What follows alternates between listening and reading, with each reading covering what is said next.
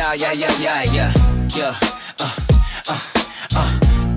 Shake it, but keep pointing out all the lies. Putting the scripture right in your eyes. The Bible guy, he reads Hebrew and Greek and shows you that your book's not unique.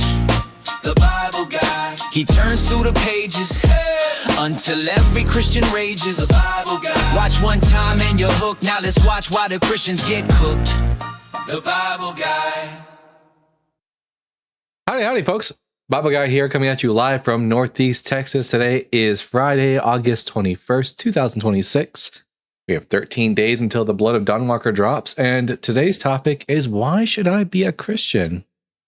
So everyone, make sure you tap that screen. Share the live with those you love, with those you hate, with your friends and with your enemies. Let's get the word out there so we can have some interesting conversations about whether or not I, the Bible Guy, should be a Christian. I'm not convinced I should be. I'm not convinced that Christianity is true, but if you are a Christian out there and you believe that Christianity is true, request on up. You can call in on the TikTok side by hitting the request button, or if you're on YouTube and you're watching, you can go to tinyurl.com/BG Show Discord, and then we can have the conversation over there. Hello Finn666, hello Arwin and Johnny B, hello to everyone, one and all. Good to see you all here. Here, let me just get that over there. There we go. Fantastic. How are we all doing today? Hello, Sticks. Good to see you. The Bible Guy, indeed, it is the Bible Guy. Hello, renewing through Christ. Ooh, renewing through Christ. I don't think I should be a Christian. Would you like to come up and give me a reason to be a Christian? Let's see. Did everyone enjoy Justin's stream today? I wasn't present for it, but I'm sure, as always, it was awesome. I've been watching Unapologetic and John Cohen all day. How am I? I'm doing pretty darn good. I have 2 videos set to come out this upcoming week. Actually, I have one coming out tomorrow, and then the next one coming out on Monday. And then on top of that, how am I? I am fantastic. I am great and good because Christianity ain't true. Which is such a good thing to celebrate. Lower the dollar menu. Yeah, that. Do that. Everyone lower the dollar menu. Do you guys remember the days when you used to be able to get like a chicken sandwich from Mickey D's for like $2? Man, those days have come and gone.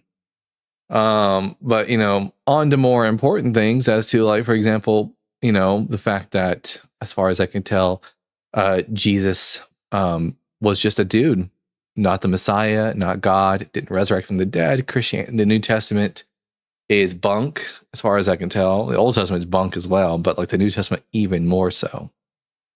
And guys, I saw some really interesting things recently about how Muslims engage in the same prophecy sort of debacle that Christians do. Christians love to read Jesus into the Old Testament. Turns out Muslims do the same exact thing with Muhammad. They find all these passages which have nothing to do with Muhammad, obviously, and then they shoehorn him in there. For example, there's a passage about the Holy Spirit in John 14 where Jesus says that he's going to send the Comforter. And here the Comforter is a reference to the Holy Spirit. In Greek, Comforter sounds weird. In Greek, it's Parakletos, which is where we get the word the paraclete, like an advocate, a helper. Anyways, and they make the claim that when Jesus said, after I leave, the paraclete will come. They think this is a prophecy about Muhammad. Very funny stuff. Any Christian worth his salt can see right through this and go, no, it's taken out of context. It has nothing to do with Muhammad. It has an original context, and the context is it's about the Holy Spirit. Bingo. And guess what? Y'all do the same exact thing to Jesus in the Old Testament. You insert him into the text where he isn't present by reading things out of context. But as soon as you read the things in the context, suddenly it's a whole new world. A whole new Paracletus. I can join that religion. Paracletus. Peggy is the true Paracletus. I love how John in chapter 6 goes out of his way to use gnaw the flesh, not eat, gnaw like jerky. That is true. So there's two Greek words for eating in the New Testament. One is phago, or phage, which is, which means the regular word to eat. And then the other word, I can't remember off the top of my head what the other Greek word was, but it's a bit more visceral and refers to not just eating, but specifically gnawing. He's like telling people not just to eat his flesh, but to gnaw at his flesh. Very funny stuff. By the way, that Greek word, oh, wait, we have a guest here. We have here Chirophon. Chirophon, I'm going to ask you 3 preliminary questions, and then we'll get into the conversation. Are you at least 18? Yes. And what pronouns do you go by? He/him. And are you a Christian? I'm a deist. You're a deist, all right. Why'd you call in? Well, you said, why should I be a Christian? So I'm asking, why should I be a Christian? I'm not a Christian, though. I'm not asking why should you be why should I, the Bible guy, be a Christian? I'm not a Christian. Then I completely misread the nature of this chat. I'm sorry, man. Oh yeah, no, I'm an atheist. I don't believe in God. I don't believe in God. I don't believe in Christianity, and so I'm trying to get Christians to come up here and give us a reason why we should be Christian. Thank you for being the only one who's ever said the name right. Yeah, Chirophon. Yeah. Yeah, he was a friend of Socrates. A good friend of Socrates. It does look like a Greek word. That is true. Okay. It is a Greek word. Have a good day, man. You have a good day.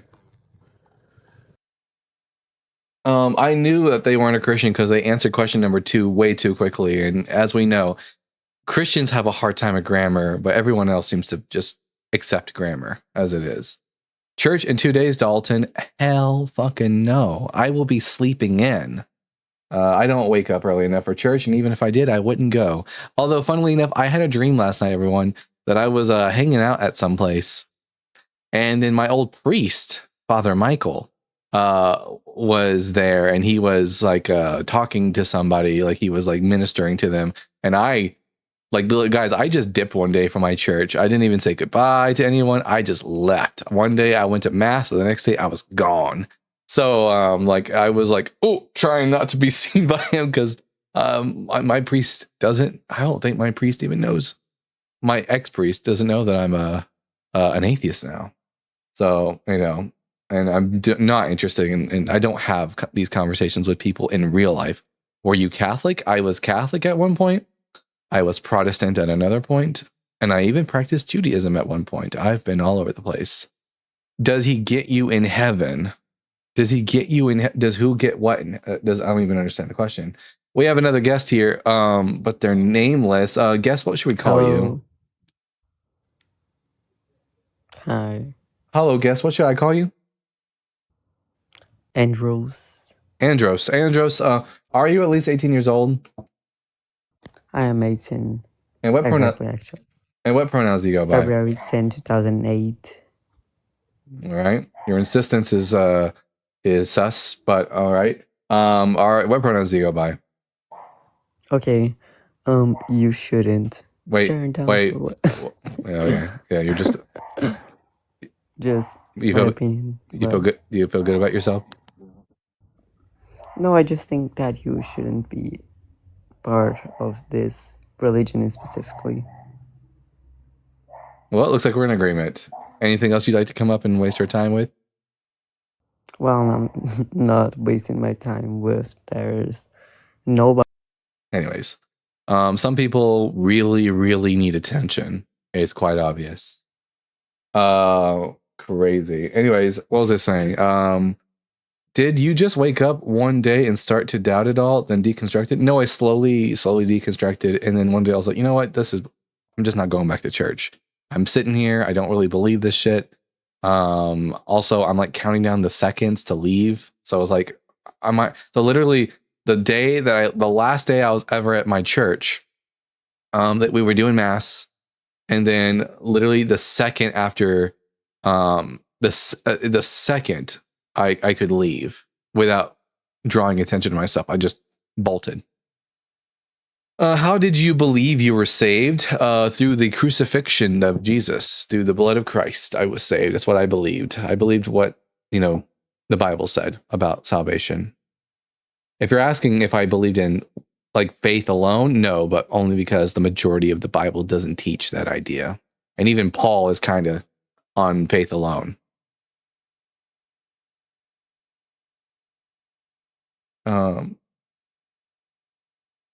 And we got a super chat here from @Endermasa with the $10.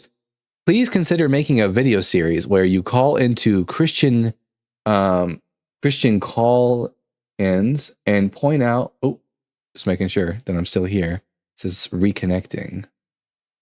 Okay, just making sure. All right, it says here, please consider making a video series where you call into Christian call-ins and point out Jesus isn't the Messiah and that Deuteronomy 13 and 18 command his and Paul's deaths. Your work is important. Thank you. Well, here's the thing. I'm a little bit reluctant about that because I often point out to Christians that I don't go into other people's spaces. And like, I've also said several times that I'm not an evangelist for atheism. I'm very reluctant about going in and inserting myself into Christian spaces. I'm more of the type of allowing them to come to me to have the conversation instead of inserting myself. Like, I'm not really over here knocking on doors telling, have you heard the good news of Jesus isn't the Messiah? Someone said spreading lies like father. You don't know who my dad is. I mean, my dad's an asshole, but nope, I haven't said a single lie. Not a single lie in this whole live yet. I just believe that you never believed because Christ didn't have a spirit of unbelief. Oh, well, you're wrong. I did believe.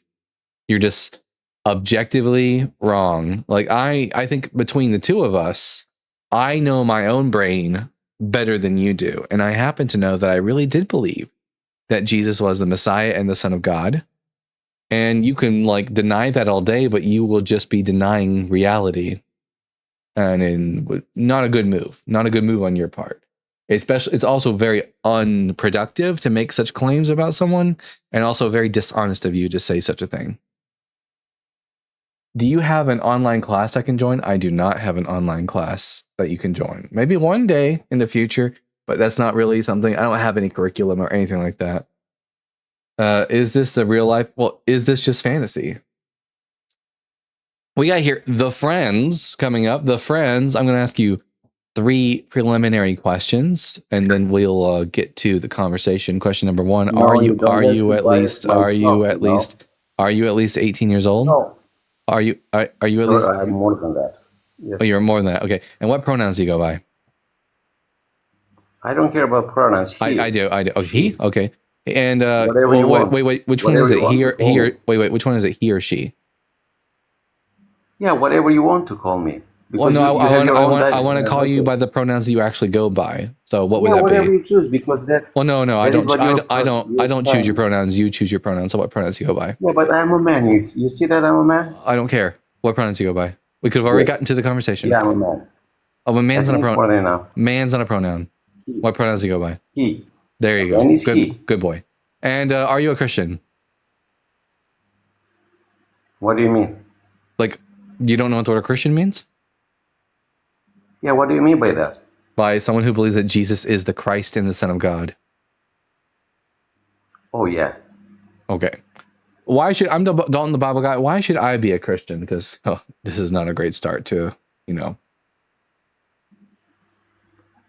Why do you have to look for that, Why, Well, why do you bother to believe? Why do you bother to believe in God and in Jesus Christ, by the way? Why- As long as you don't want to, you have decided that you don't want to. Why do you Well, bother? I didn't decide. That's not how that works. But Beliefs, what- yeah, this is your decision. beliefs aren't things that we choose. They're beliefs. Yeah, but this is- This can't be a productive conversation if you just interrupt me. Oh, So sorry. beliefs You're right. are not things that we choose. Beliefs are things that happen to us as a result of being convinced or not being convinced of something. So like, I'm just not convinced yet, at least, that Christianity is true.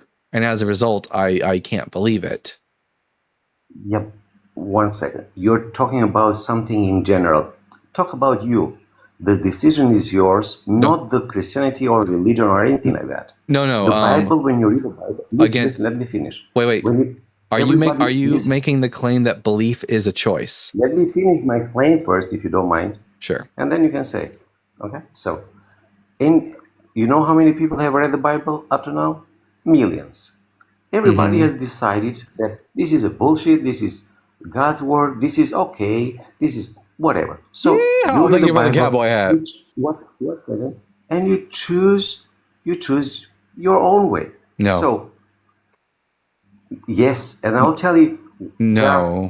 listen, You're you fund know what what? the friends. You're I'm fun. deciding You're for you the now. friends. You are fundamentally Am I the deciding friends. for you now? The friends. You are fundamentally wrong in that we don't choose what it is we Yes, you do. believe. No, we don't. You can't. You Yes, don't. you do You don't. choose. No, you don't choose your beliefs. That's not how that works.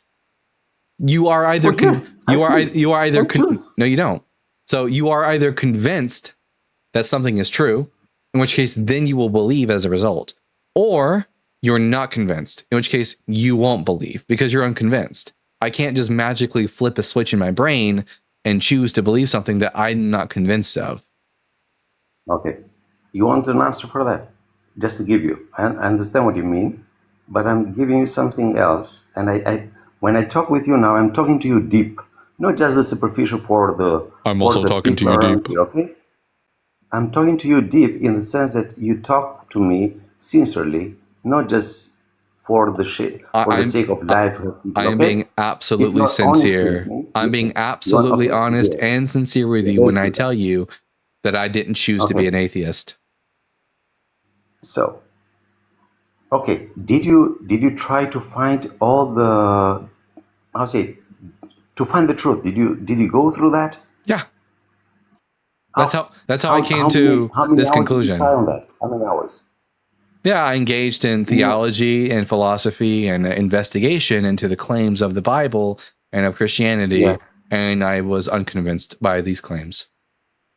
We tell me one if you don't For mind. for example, that the Christian God exists. But why do you say that you believe in theology? How can you approach to something that you don't even believe? Wait, You believe said no that I no have studied theology. theology. No, I didn't say I believed in theology. I engaged in theology, like the attempt of Yes, engage. You studying. study that. I studied theology because I used to be a Christian. And you know what? Why do you say things that you don't mean it? What do you mean? What have I said that I haven't meant? Yeah, because you haven't read the Bible. I have Because read if it. you read the Bible, you wouldn't talk like this. I've read the Bible. In fact, But you haven't studied it. in fact, I probably know more about the Bible than you do. Okay, let's try. Yeah. What does the Bible says about you now? In the moment that you are talking, what you're talking, tell me. The Bible was written 2,000 years ago, so it doesn't talk about the Bible guy because I didn't Yes, exist it yet. talks about you. You know, it says the fool says in his In his heart there is no God, which is Psalm You know 14 that. verse You know 1. that. Yeah, that's a claim Yes, made that's by true. that's a And it's claim for you. it's a claim made by Psalm And it's 14. for you. Yeah, sure, you can say that. Sure. Yeah, you can claim that. That's just a claim made by the Bible. Psalm I'm 14 not verse claiming 1. that. That No, is no, what- you're not claiming That that. is where you can find yourself in The the moment. Bible, no, the Bible's claiming that, and you just believe it. But Yes. I don't believe that claim. Yes, I do. That's just some guy, like thousands of years ago, who made a statement. But why should I care about the opinion of the author of Psalm 14? Why? Yeah. Because you have a conscience. Yes, Okay, I have a you have a conscience. conscience. Yes, Yeah. Where did you find that? in my brain. No, it's not like that, man. Yeah, if It's not a. it's in my it's not brain. like that. Yeah, it's in my brain. Yeah, but it seems like you haven't studied. You haven't done your homework. Man. I have. I've You haven't studied I've studied the No, you Bible. haven't. I've studied the Bible It's better in my than you. brain. Are you kidding? I've studied the Bible more than you have, for sure. I know more about the Bible than you Yeah, do. I don't think so. I do. because Oh, if okay. you Here, do- let's test that. Let's test Okay, that. yeah. Okay. All right. Now, here's a good question. According to the Gospel of Luke, who is the governor of Syria when Jesus was born? Who is the governor? Yeah. What do you mean? Governor, who was the leader and ruler governor of the region of Syria at the time when Jesus was born. He did a census over the people, which the Gospel of Luke claims to be a worldwide census. Caesar, you mean? Who oversaw that census? Caesar? No, not Caesar. Sorry. It's actually his the father. answer is His father, his cousin, whatever. It's the What answer on is Quirinius. Quirinius oversaw the census. Now, this happened when which Caesar was ruling when this happened, according to this passage? So what do you want to say with that? I mean, you've made the claim that you think you know the Bible so well, so I'm testing you. Yeah, but you're talking for one name in this book that has millions of names there, and you're testing my.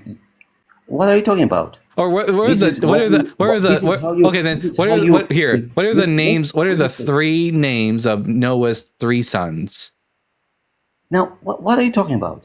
It's Noah's you- 3 you- Noah's you- wait, you don't know who listen, Noah listen, is? listen. Noah is this guy in the book of Yeah, I know, Genesis I know. who built an I know, ark. I He know. had 3 sons. What are his 3 sons' Yes, names? yes, that's good. That's good. So What are- that what is are- the problem. What are The his names of people? wait, what are his 3 You- sons? you- listen, These aren't just okay, random okay. people. These are very important people. What are the names of his 3 sons? Okay. Enoch. No, Enoch is not one of the name of his 3 sons. Okay, you find the names. What is the problem with that? Shem, Ham, and Japheth. That's Yeah, that's their okay, names. whatever. Okay, yeah, tell me, what do you mean by names? What are the name what of do you the? say? What are the name of? Here, I'll say one even famous. What are the names of the 3 patriarchs of Israel?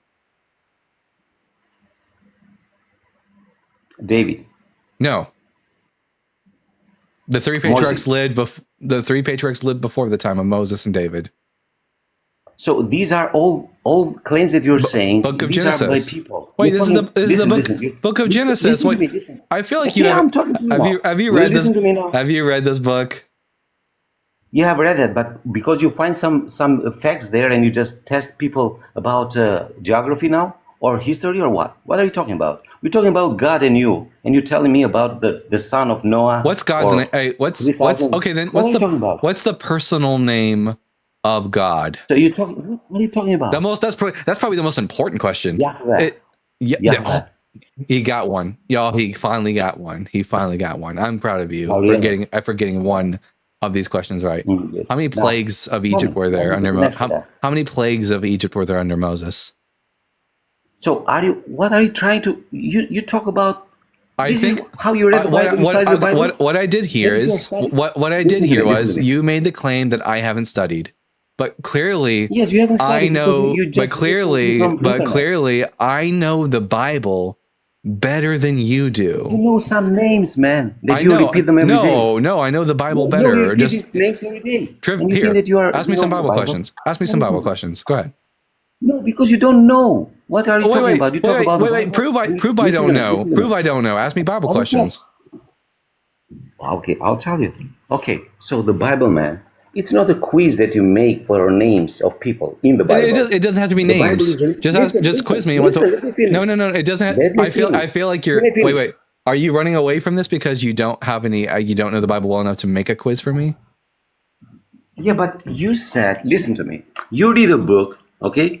You read a book. So you're not going. So Listen. you're refusing Yeah, I'm to. asking your You're question now. refusing. No, give me quiz me on the Bible. Yeah, but that's why I'm saying the Bible is not a quiz, man. It It's is. a book. I know the Bible itself is not a Let quiz. me finish my sentence. So I know that the Bible itself is not a quiz, but you can create a quiz based on the content of the Bible. So the Bible has a lot of stories in it, has a lot of claims in it. You would be capable of like going, for example, what city was Jesus born in? Because you know what city he's born in. So and then I'd be able to go, oh, he was born in Bethlehem. That's how that works. So the Bible is now, I know the Bible itself is not a quiz, but you can use the Bible to make a quiz so that we can see who actually knows the Bible better between the two of us. Yes, okay. Now, when I'm telling you one small thing, man. Now, don't laugh because you will never learn. Okay? I don't think you have anything to teach me. Is Make the some problem? sense. Okay. Can I just finish my sentences? Sure. If you want to run away from the quiz, I understand. You don't want to be tested on So your you Bible win the knowledge. quiz, You just okay? want to You make want that? you just want to make Okay. claims, and you don't want to be Okay. tested. Okay. So okay. what's your next Okay, claim? you win the quiz. You win the quiz. Now, can I say something, man? Yeah, go ahead. What If you're bullshit? a man. Yeah. Good. You're a man. Says Good. the man who ran away from the quiz. Huh? But all right. So yeah, that is the way you talk. You don't think about the truth, man. You are far from the truth I think because about the truth. you want to I think be about a truth all the smart time. ass around. I think about truth all the Don't do that, time. man. I think about It truth all the doesn't time. help you. It doesn't help you stopping me when I talk. I'm sorry, but the It soapbox doesn't. I'm It's sorry. not Oh, respect, okay. man. I'm sorry, but the soapbox preaching from you is really boring. Would you like to actually engage in some real substance, or are you just gonna bitch and whine about the meta all day? So be a man, stop bitching and whining, and like give me a reason why I should be a Christian. Because so far, you're really not selling Christianity all that well for me. Yeah, I'll tell you. You cannot be someone because you don't look for the truth, man. I do look for the truth. Sincerely, Wait. in your heart, you don't. No, you don't. You Wait. don't. I want you to. You've made a claim about me. You've made a personal claim about my mindset and my goals, that I am a person who does not search for the truth. I want you to provide evidence for this claim because I have evidence to the contrary. I'm the kind of person who, I'm telling you, as the Bible guy, I care about what is true. In fact, my searching for the truth is what led me away from Christianity. So if you're going to make the claim that I'm not a person who doesn't care about truth, you're going to have to provide some actual evidence for that claim, because we don't just let people make claims without like being able to like substantiate those claims. So try again, like give some evidence for that crazy claim. Yeah, thank you for the cowboy hat. You had to unmute yourself. There's a little microphone button at the bottom of the screen with the slash through it. You got to click on that.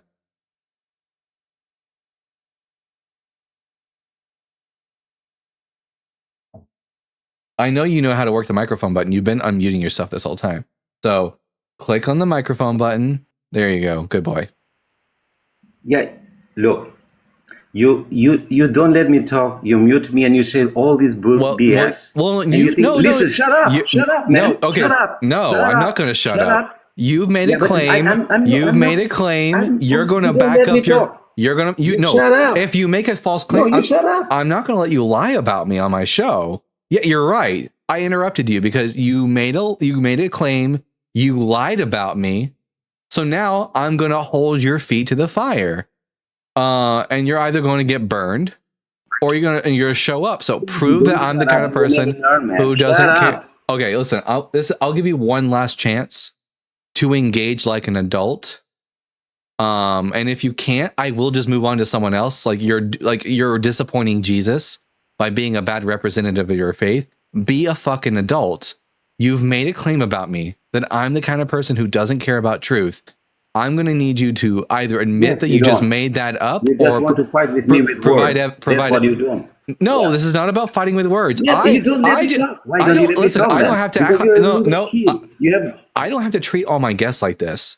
Just the ones that are very immature, the ones who are very insecure, and the ones who do not answer questions.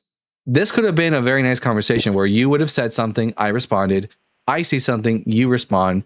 And instead, you just want to make claims about me. You just mute me. Yes, I keep muting you because otherwise I can't get a word out. So yes, I am going to hold your feet to the fire. So I'm going to ask you one last time. If you do not engage, I will move on. You are going to prove that I am the kind of person who doesn't care about truth, and you're not going to make a claim. You're going to provide evidence for this claim. Go ahead.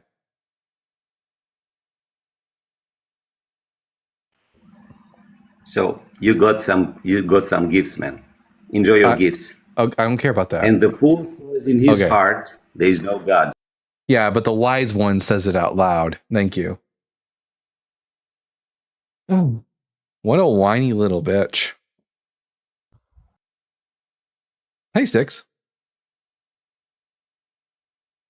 All right, we're going to bring up renewing through Christ. I'm going to ask you, I don't think maybe Sticks didn't mean to come up.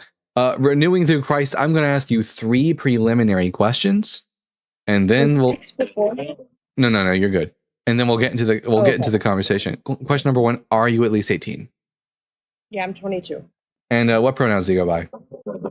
She, her. And you're a Christian, right? Yes, I'm a Christian. All right, I'm Dalton the Bible guy. I'm not a Christian. Why should I be a Christian? I'm actually not up here to debate you, more as I'm up here to understand what was the twisting point in your deconstruction so I can get a educated, understanding of what's going on in your mind and how you came to your conclusion. Yeah. So I read this book, and this book turned me into an atheist. So what happened is I read in this book that Jesus was the Christ, the Messiah, and that he fulfilled prophecies. And then what happened was I went into the Old Testament section of this book, and I learned to read Hebrew and Aramaic so I could learn these prophecies for myself, only to find out that Jesus didn't actually fulfill any prophecies, and that when Christians or the New Testament makes the claim that he did, those passages from the Old Testament are either being taken out of context or mistranslated in order to make Jesus look as if he did something that he really didn't do.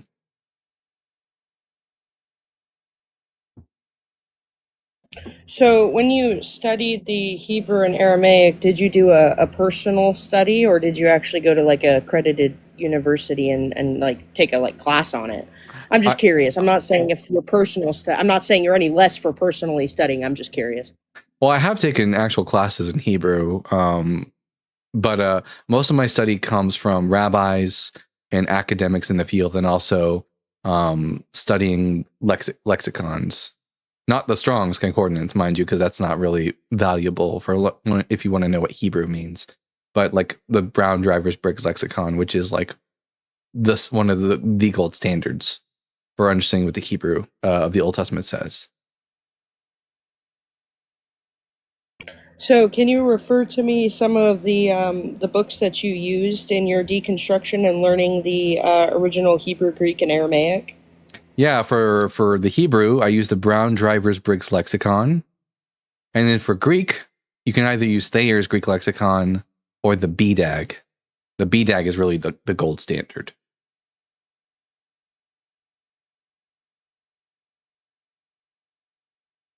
So this is going to be my last question.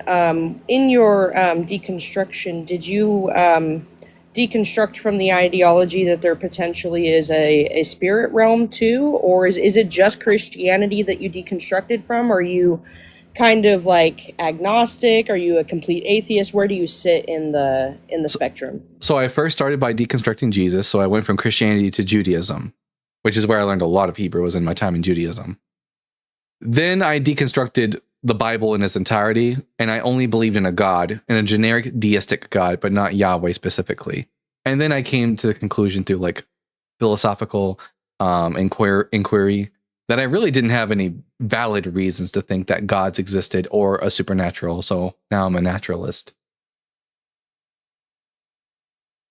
Okay, that's pretty much all I wanted to know. I like those references because I want to do my own studying as well before I come up here and sound like that last guy that was up here. So I appreciate you taking the time and referring me some of these sources where I can educate myself. Absolutely. And don't forget, at the end of the show, we always do what's called office hours, where you can come up and ask Bible questions or Hebrew, Greek questions, and we answer those questions for you. All right, thank you. All right. We got Chill Z coming up. And don't forget, if you're on YouTube side, you can call in at tinyurl.com/BG show Discord. Chill Z, I'm going to ask you the same questions I ask everyone. Are you at least 18? Yeah. And what pronouns do you go by? He, him. And are you a Christian? Yeah, I'm a believer in Jesus. Alrighty then. I'm Dalton the Bible Guy. Why should I be a Christian? Well, the first reason I would say you should be a Christian is because, of all the other options, if Christianity is true, death is our greatest enemy. Everybody dies, right? So if Christianity is true, and this guy historically really did rise from the dead, then I'm not sure about you, but I kind of want to live forever. Well, I mean, wanting to live forever. Well, I don't want to live forever. I would like to have an extended life, but live forever sounds horrible. But wanting to live forever isn't a sufficient reason to believe in Christianity, because just because you want or desire immortality doesn't mean that immortality really does exist, and it doesn't mean that Jesus really did rise from the dead. Yeah, I mean, I tend to believe it just because, like, when I read the words Jesus has spoke, it's very compelling because, if I were to say like, what's the most important What's command, right? what's compelling about it? Well, okay, there's a couple things that are compelling. When he was getting crucified, he said, "Father, forgive them, for they don't know better." I mean, So that was like a that's very nice, but like it's not compelling in the sense, like when I think of compelling, I mean, oh, this gives me incentive to believe that this statement is true. It makes for a nice story, but it's not all that compelling as far as like wanting to know whether or not this thing is true. yeah, that's what I'm saying. Like, I take all of the different compelling things. I'm like, it just seems too transcendent to have been written by humans. Like, It looks just when they're like trying to, it looks just like anything else that a person would write at this time. I don't know, man, because love is the most important command, and if you truly fulfill love, you fulfill all the other commands. Really? Like, Oh, you think all the commands are bound up in love? I think what Jesus is saying there is that love is like the number one intention, and I think Hmm. that's like, I would and I disagree. kind of, I would disagree with Jesus here. I think, I mean, perhaps Jesus, as a first century Jewish person, might think that, but like, I think when we study the law of Moses, it becomes very clear that the law of Moses isn't really centered on love. It's got some bits about love in it, and some Jewish people throughout history have made the claim that the love is like the greatest of the commandments. But there are some commandments in the law of Moses which are very antithetical to love. Like I would consider like child rape to not be very conducive with love, and Numbers 31 gives permission for said action. yeah, I mean, there's a lot of different ways that the Old Testament has some crazy stuff, but like, I focus on the character of because there's so many different ways as humans we could misinterpret things, Well, and if we just that's if that's I why I had, try to stick to the let's character of Jesus. let's say I had this manifesto, and this manifesto had all these really horrible like commands in it, telling you to do all kinds of horrible things. And we got this one guy, let's call him Joe. And Joe seems like a really nice guy. He says that you should love everyone, but he also says that this manifesto is the epitome of morals and that we should follow it. That would mean that even though Joe talks about loving your neighbor as yourself, and Joe seems like a nice guy, if he's telling us that this book, this manifesto of really bad stuff is like, we should follow it, I would say that Joe is morally corrupt. And I would say the same thing about Jesus because he did the same exact You would thing. say that, but that's a little bit of a false equivalency because Really? for a limited, yeah, because for a limited man, that's one thing, but for an infinite mind of God, the mind of God can consider the only mind that can truly consider the ultimate outcome from a moralistic utilitarian framework that focuses on the ultimate outcome would be a mind that knows all things. So when God says things that might seem bad, he's looking at it from a completely different perspective because he's looking at what will ultimately turn out for the best. You're saying the ends justify the means. I disagree with that principle. I don't think it's ever okay, for example, to say that someone can rape somebody or that we should kill innocent people. But right there, so like, if in order to stop a grape, you have to, impose your own will upon the rapist. Yes, you should stop them. You should, because that's another form of grape. Well, that's no, just more grape. Whoa! Stop! If I'm walking down an alleyway and I see a man raping a woman and I pull him off of her, I'm raping him. No, I'm talking about if God were to intervene, and God is all powerful.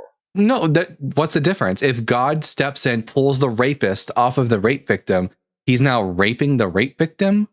I mean, raping the rapist? You see, if you tried to do it, there could be a tussle. There's like, it's equal playing field. But when God intervenes, it's because God is all powerful. Because I could possibly fail in taking the rapist away from the rape victim. I can't rape him, but if I'm successful in saving the rape victim, if I have absolute certainty that I can be successful in saving the rape victim, I am engaging in rape. If you pressed a magic button that forcefully stopped all grapes, you would invalidate free will. Free will would be fake. Well, no, no matter what happens in the rape scenario, someone's free will is going to be violated. Either the rape victim who is being raped against her will, or the rapist who you could stop him from raping the woman against his will. The question is, whose will does God care about more? Does he care about the free will of the rape victim or the rapist.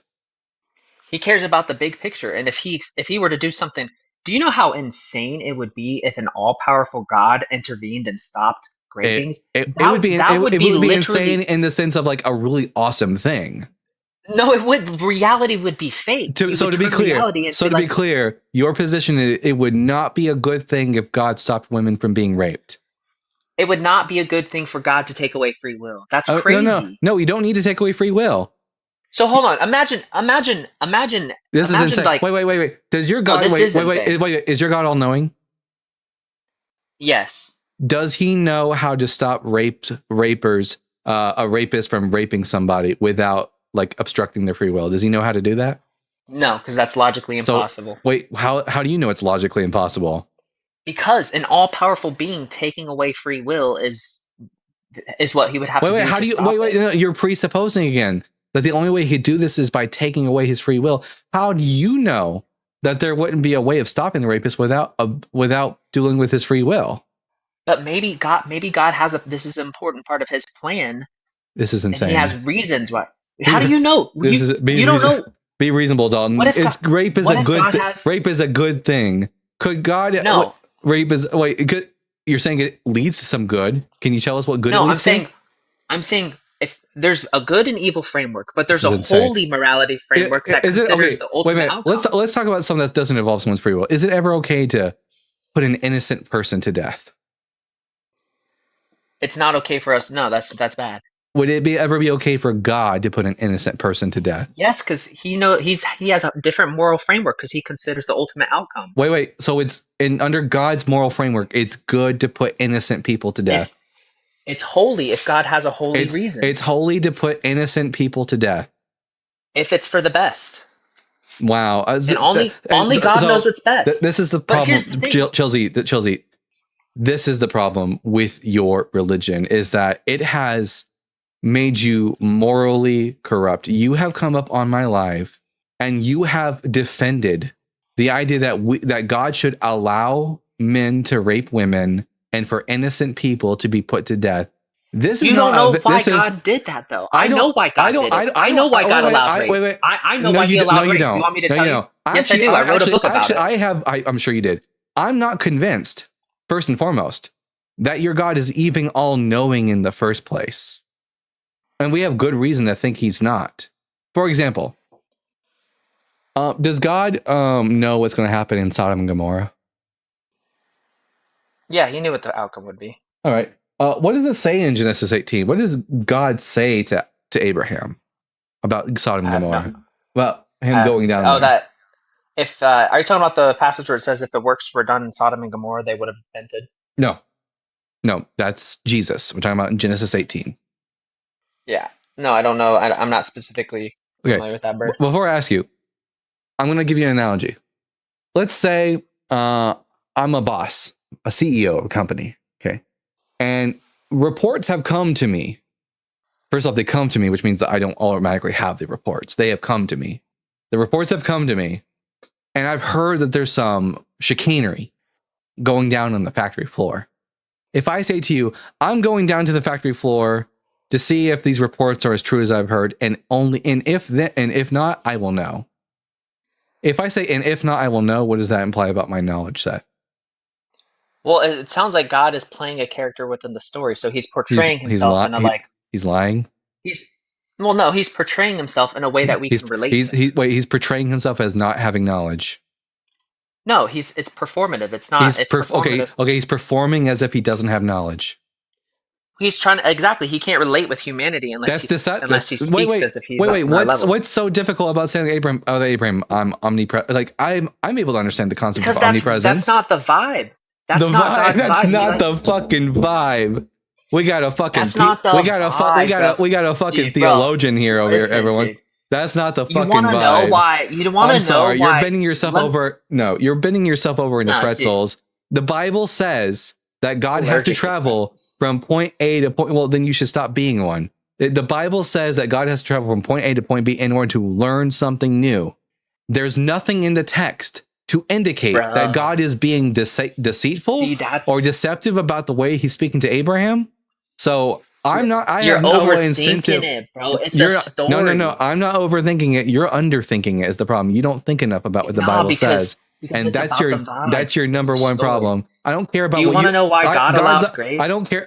Yeah, because he's an asshole. Because God. No, God, dude. Well, Because actually, the reason why God allows for grape, honestly, is because God doesn't really allow for anything. God doesn't exist. Really, what happens is we have a deity who is reflecting the morals of a people group from the Bronze Age.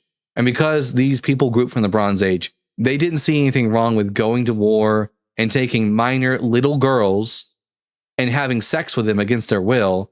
Therefore, that's why Yahweh doesn't have any problem with Israelite men having sex with little girls against their will.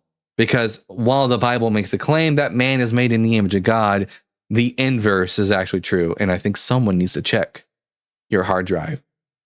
This is insane. I think your religion has turned you into a moral monster, Chilsey. Like you're not really selling this religion all that well. If anything, you're pushing everyone here further away from Christianity by one. Grape is how God justifies the matriarchy. What? Grape is how God justifies Okay, an first off, matriarchy. this isn't kindergarten. Stop fucking saying grape. Well, rape. I thought it gets you banned or something. No, rape. What about a woman being fucked against her will helps the matriarchy? Because when God starts an eternal matriarchy and the men complain, he's going to say men used their free will and had no self-control and raped the women, therefore the women should be in charge. No, he says God you're allowed to go and rape these women. No.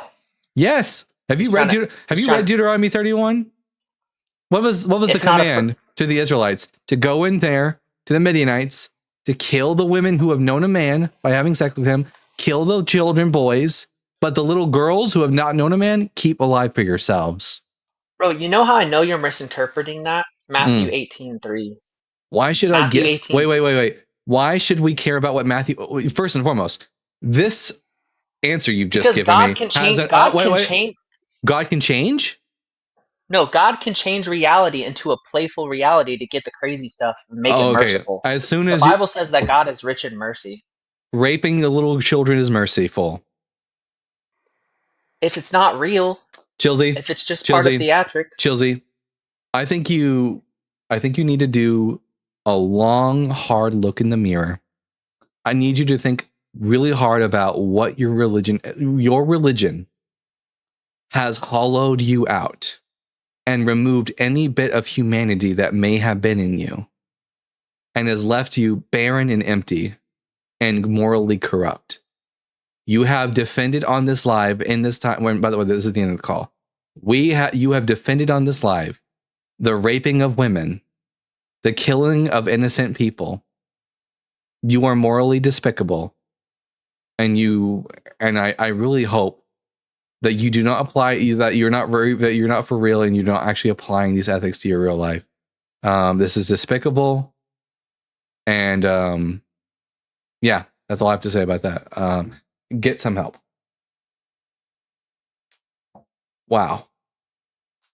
And that, by the way, everyone, that's what Christianity does to you. That is what Christianity does to you. We should all be take that as a lesson about why we shouldn't be Christian. Yikes on bikes. At Fern Love Bond with the $2. Put this in the mute button repair fund, please. I know I said I'm trying really hard to not press the mute button as often. I'm trying to give these people room to speak. But at some point, you know, they do have to shut up. At some point, they do have to shut up. And at X2 Fun X with the 5 Canuck bucks, love that rebuttal to the fool quote. Oh yeah, as I've also said, the fool hath said in his heart, there is no God, but the wise one says it out loud.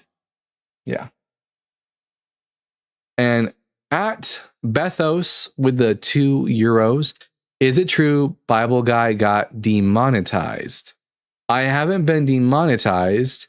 I've had some internet troubles this week, and I've been having trouble making money doing this. But you guys have really been pulling through on YouTube, and I'm super appreciative of that. We cannot do this show without your help. And do not forget, if you're a theist and you're listening on YouTube and you would like to come in and try to give me a reason why I should be a Christian, you can call in at tinyurl.com/BG show Discord. The link is in the description down below. All right, fantastic. We've been live for 55 minutes so far. Bible Guy, what up? And chat. Hello, Sovereign Christ family. Ooh. Would you like to come up and give us a reason to think that we should be a Christian? So far, it's not been a really good showing today. We've had people tell us that rape is okay, ultimately, and that putting innocent women to death is okay, ultimately. So it's not been a very good day for Christianity. Have you heard the good news of Yahweh? Yahweh? Yahweh. I'm all about Yahweh. Yahweh sounds like the name of a fantasy character, doesn't it? Of like some sort of like druid lady. Yahweh. Yeah. Not Yahweh. Yahweh. Yeah, I got you. All right. Everyone make sure you're tapping that screen. We have some more super chats here. If you're a Christian, you'd like to come up and have a conversation with us about the Bible, maybe you can do a better job than our last guest. Someone said Navi, which, by the way, everyone, Hebrew word of the day, Navi in Hebrew means prophet. At Bethos with the €5, love cannot be a command, caller. Love is given but can't be commandeered or ordered. Edit. OMG, the senseless free will defense for grape sickening. Absolutely. Anytime I hear a Christian talk about how God won't stop a rapist because of free will, all that you are telling us is that God cares more about the free will of the rapist than he does of the rape victim. That's all we hear. Because no matter what happens in a rape scenario, someone's free will, if you want to call it that, I don't believe in free will, that's another problem altogether. Someone's free will, someone's choice is being usurped. Just whose? All right. We're going to talk to Tron Uprising. I'm going to ask you 3 questions to get us started, and then we'll get into the conversation. Question number 1, are you at least 18? Yep. Question number 2, what pronouns do you go by? He, him. And question number 3, are you a Christian? Yep. All right, I'm Dalton the Bible Guy. Why should I be a Christian? You said you're doubting the Bible God? What? You said you're doubting? That was the first thing you said? I said I'm Dalton the Bible Guy. Oh, my bad. Okay. Why should I be a Christian? I first, I guess, like, are you, do you value truth? Above all else, yeah. And I say if you value truth and then the Bible God happens to be true, I think that you should be Christian. I mean, you still have the choice. All right, of not being Christian though. Like, that's still an option. All right, give the argument for that. I think, yeah. So, in the Christian worldview, God is God grounds goodness and truth, and so goodness. I think goodness is Why should I take that to be the case? Why should I take that to be the case? Yeah, that God is what grounds goodness and truth. I mean, that's how God describes his character in the Bible. So God's making a claim about himself, but why should we believe that claim? If God was a liar, he would say the same thing. So. Yeah, I think to substantiate that claim, I say that pre-knowledge of good and evil, humans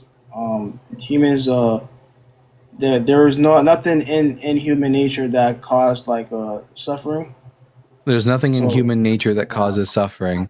Like lying, stealing, cheating, things of that nature. Wait, as far as I can tell, that's just something that's baked into our psychology, is that we can be like jealous, we can be envious, we can cheat, we can lie. I don't have any reason to think that humans are like at one point were incapable of doing such things. Are you saying that based on like the story or No, based on reality. Like I don't reality? we don't start with the presupposition that the Bible is true. Like you have to realize I don't believe that the Bible is true. I think the Bible is a Oh, fairy so tale. okay. Okay. So I guess I gotta prove God then. Yes. Well, what is like what's making you say God's not real?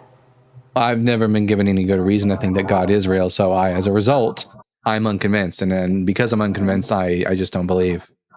What's the conditions or criteria for a good reason for you? Anything that raises the likelihood that God does exist. It's not telling me much. I don't know what to tell you, bud. Like you can present an So argument and we'll see if that argument's good enough and maybe you can suss out. Something that just I mean, you can, if everything's based on like you haven't given a good reason, that means like you'd have to be able to articulate what a good reason would be, so I could like be able to give it to you. something that is parsimonious, something that has explanatory power. Yeah, I guess I could go with the historical case of the Christian faith is basically is all hinged on if Jesus got crucified and got resurrected. Sure. I take it to be the case that Jesus existed and he was crucified. I'm not yet convinced that he was resurrected, though. Okay. But you'd agree that the people who followed and adamantly felt that he was resurrected. Yeah. Okay. And why? So what would discredit these people for me believing that Jesus was resurrected? Well, it's not about what would discredit them, what would credit them. Why should I take their claim to be true? How did we rule out that they were not just mistaken about their belief? Okay. Like mistaken. Like how would they be? So how would someone be mistaken that someone was resurrected? Yeah. Have you ever heard of what's called a bereavement hallucination? Yeah, I've looked into mass hallucinations. Like we haven't Not mass hallucination, just bereavement hallucination. Bereavement. Well, can you explain what bereavement hallucination is? So, of all people that end up grieving the death of a loved one, of someone close to them, attachment figure, as the field of psychology would call them, 30 to 60% of them end up having what are called bereavement hallucinations, where they will hallucinate their loved one, and all that's really required is that one of the disciples, probably Peter, has a bereavement hallucination. He tells the rest of the disciples about this.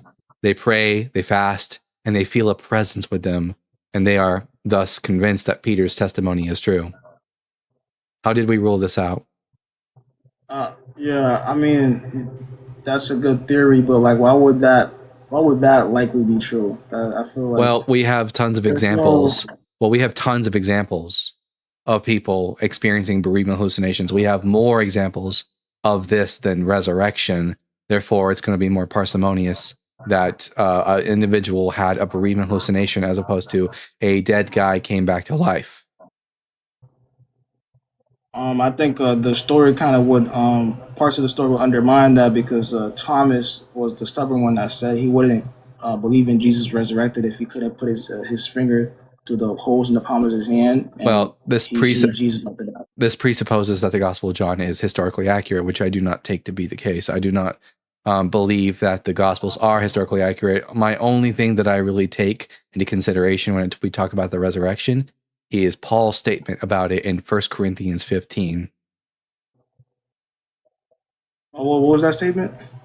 Paul states that Jesus first appeared to Peter, not Mary Magdalene, Peter, and then to the 12, and then to 500, and then to James, and then to him. And of course, that word appeared has a semantic range, which doesn't just mean visual appearance, but it can also refer to even something as simple as mental perception, having a feeling or sense of presence. I don't. Well, one. So you're holding Paul as more historically accurate, reliable. I forget which phrase. Then you the used for that one. Gospels, yes, because unlike the Gospels, who we actually don't know who wrote these works, we only have later traditions from the church about this. When it comes to Paul's letters, we actually know who wrote these. Paul's works predate the Gospels, and predate and also we have reasons to doubt the Gospels in that they contain contradictions to one another and historical inaccuracies. But Paul would Paul, like the writings come after oral transmission. Paul was still around, so Paul is able to like discredit. Does Paul ever talk about Thomas touching the physical body of Jesus? Nah, he doesn't. He doesn't speak about that. But Paul is still Paul was still like the oral teach, because Paul affirms like parts of Acts. Like he affirms that he used to crucify. Does he? When does Paul ever? Paul only says in Galatians that he persecuted Christians, but when does he ever say that he, like, for example, crucified anybody or put them to death?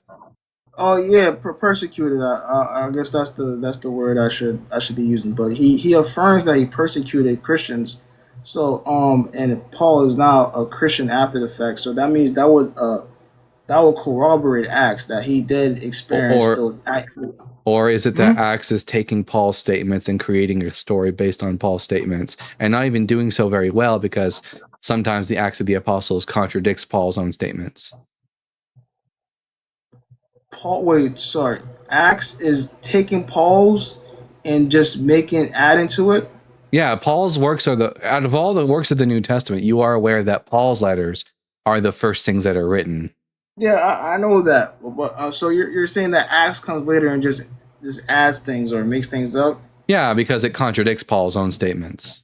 For example, Paul tells us that after he had his revelation of Jesus, that he had contact with nobody, and instead he went straight to Arabia.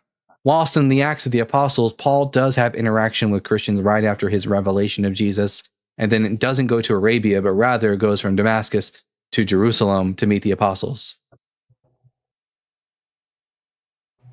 Okay, so he's still okay.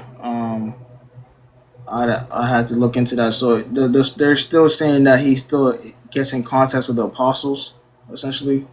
In the Acts of the Apostles, yes, he has access almost immediately to the apostles, as opposed to his own testimony, where he doesn't speak to anyone for years. For years.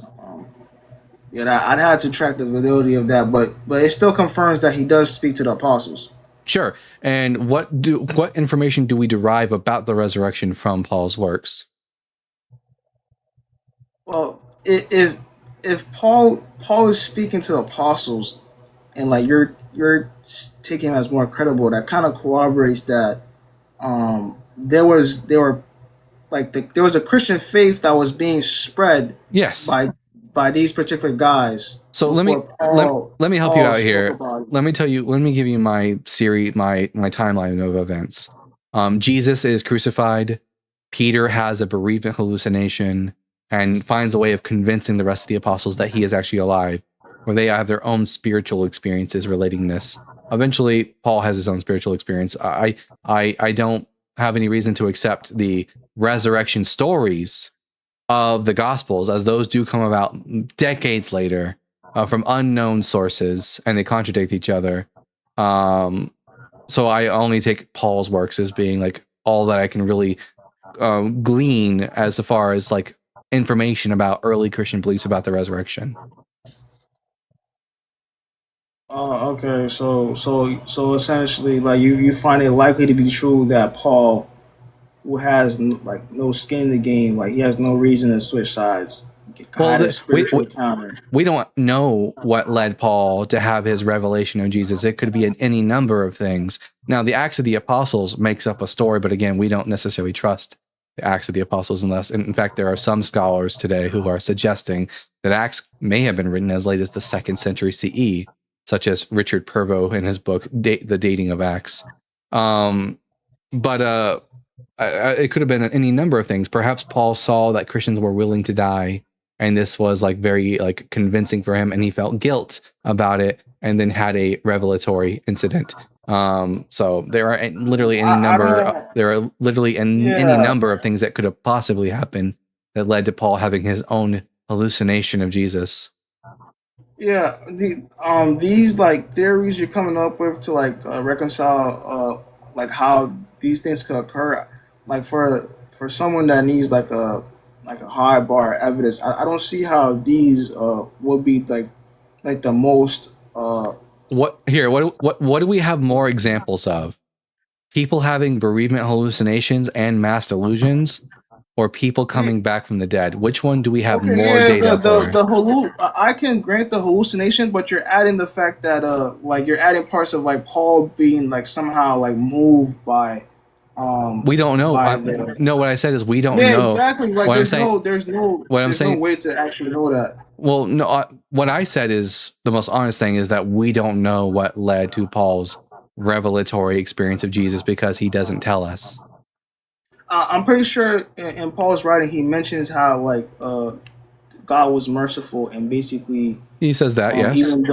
even though he was the way he was, God came to him and shifted Yes. his perspective. Yeah, but we don't know what events led up to that point. All we know is that Paul says he I was think a persecutor of any Christians. reasonable Well, the reasonable position is to take Paul at his word. Paul says that he was a persecutor of Christians, and then at some point God chose to reveal his son in him, which means, by the way, that this isn't some sort of exterior experience of Jesus, but rather that Paul is having an internal revelation of Jesus. and how would someone with like no skin in the game is having some internal revelation? Well, there could be any number of explanations. We don't know. Like one of the examples I gave you could have been that Paul sees that Christians are willing to go to their death as martyrs, and Judaism has a history of martyrs dying for the cause of God. Yeah, And this could have been enough to if it convince. was that basic, I'm giving you a hypothetical. I'm not making a claim that we know what led to Paul. And I would never make the claim that we do yeah. know, and I don't think you can make the claim that we know what event led to But Paul's revelatory this experience. hypothetical is doing a lot of heavy lifting for you. Well, because that's I'm something I'm not committing to any particular hypothetical for how Paul came to But the this revelatory. this will Only most that likely he be did. the case. This will most likely be the case. I don't know which version of events could have most likely been the case because Paul doesn't tell us. I'm just telling us that there are any number of possible events that could have led to Paul having an hallucination of Jesus, and we can't make a claim to any of them because Paul himself doesn't give us enough data to make a claim. So I don't know whether or not. So we can't say that Paul did not have any skin in the game because we don't know. I think we do have data because Paul clearly speaks heavily in spiritual language. So if Paul is very like, but Paul doesn't tell us anything about the events leading up to his crucifixion, other than that he was a persecutor of Christians, and that's all he says. But if he alludes to that, like Jesus came to his life and changed perspective, out like you can reasonably assume that I take it to spiritual. I accept that Paul had a hallucination, or as he would put it, or as Paul would put it, Paul only ever says that Jesus came to him by means of revelation through visions. I accept that Paul had a visionary experience of Jesus, although in modern psychology we would call this a hallucination. I accept These that are Paul. some great coincidental hallucinations. What makes it a coincidence? Paul was like wasn't Paul exposed to Christians? Yeah, I say coincidental in terms of like this is like helping out, pushing out the Christian faith. Like it's adding key players that eventually help the Christian faith. But that doesn't tell us whether or not Jesus really did appear to Paul or whether or not he had a hallucination. Yeah, but I'm just pointing out how like if we're taking that position, like the dominoes are falling in line where this person can push out the Christian faith because he was the main guy that pushed it out. To the Gentiles. Yes, it's very fortunate for Christianity that Paul was so exuberant about taking the gospel to non-Jewish peoples, but that doesn't tell us whether or not this is more or less to be true. What was that? I was good. But yeah.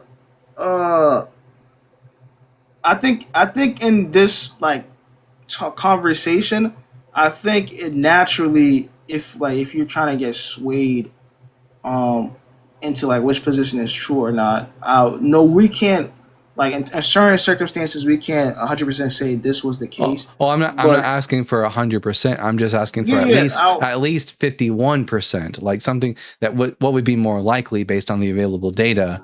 yeah, that's what I'm getting at. What I'm getting at is like you're gonna have to weigh your scales to like what, like you said, reasonably or most likely would be the case. Yeah, so I'm So asking you you would to have to. yeah, so we're asking you to provide some reason to tip the scale in favor of the resurrection hypothesis.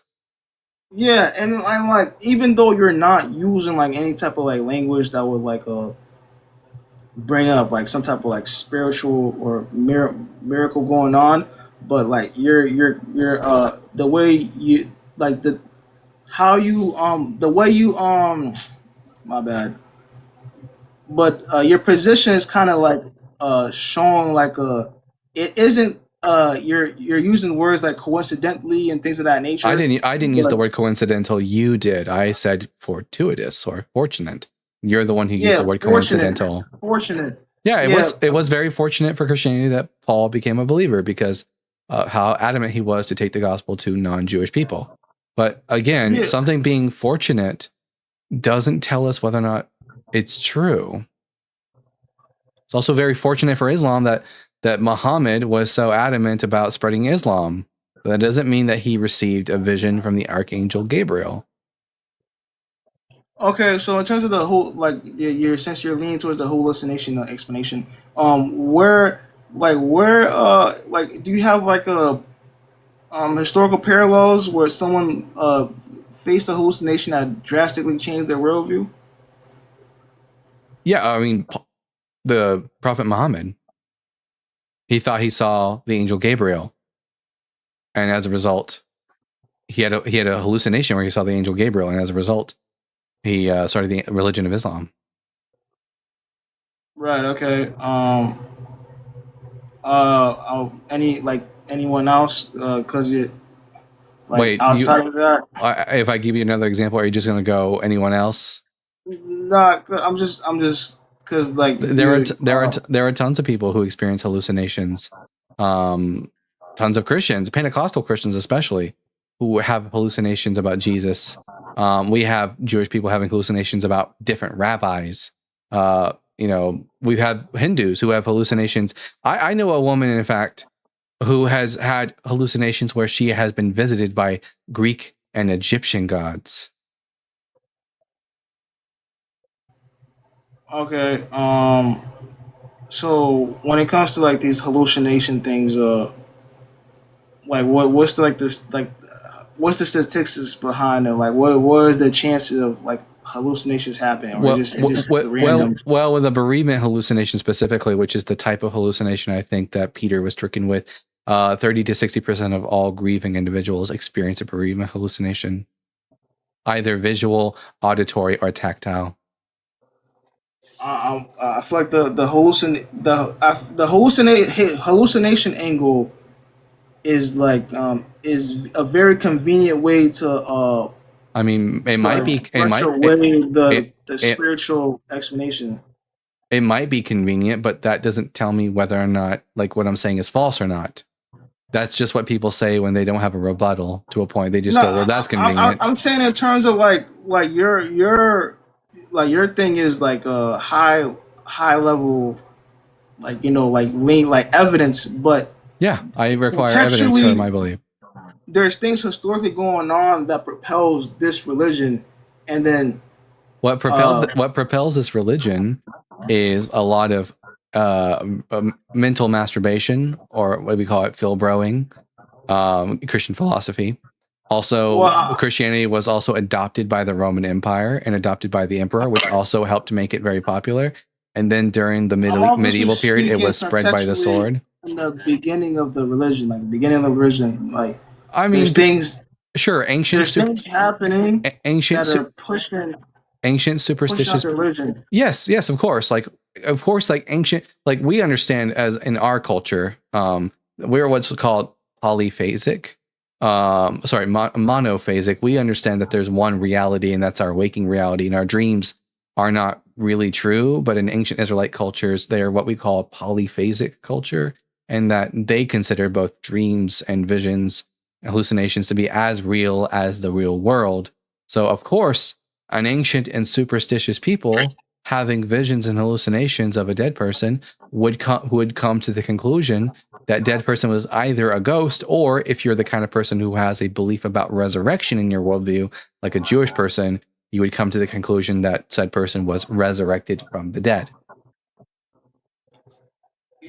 So let me just get this point off.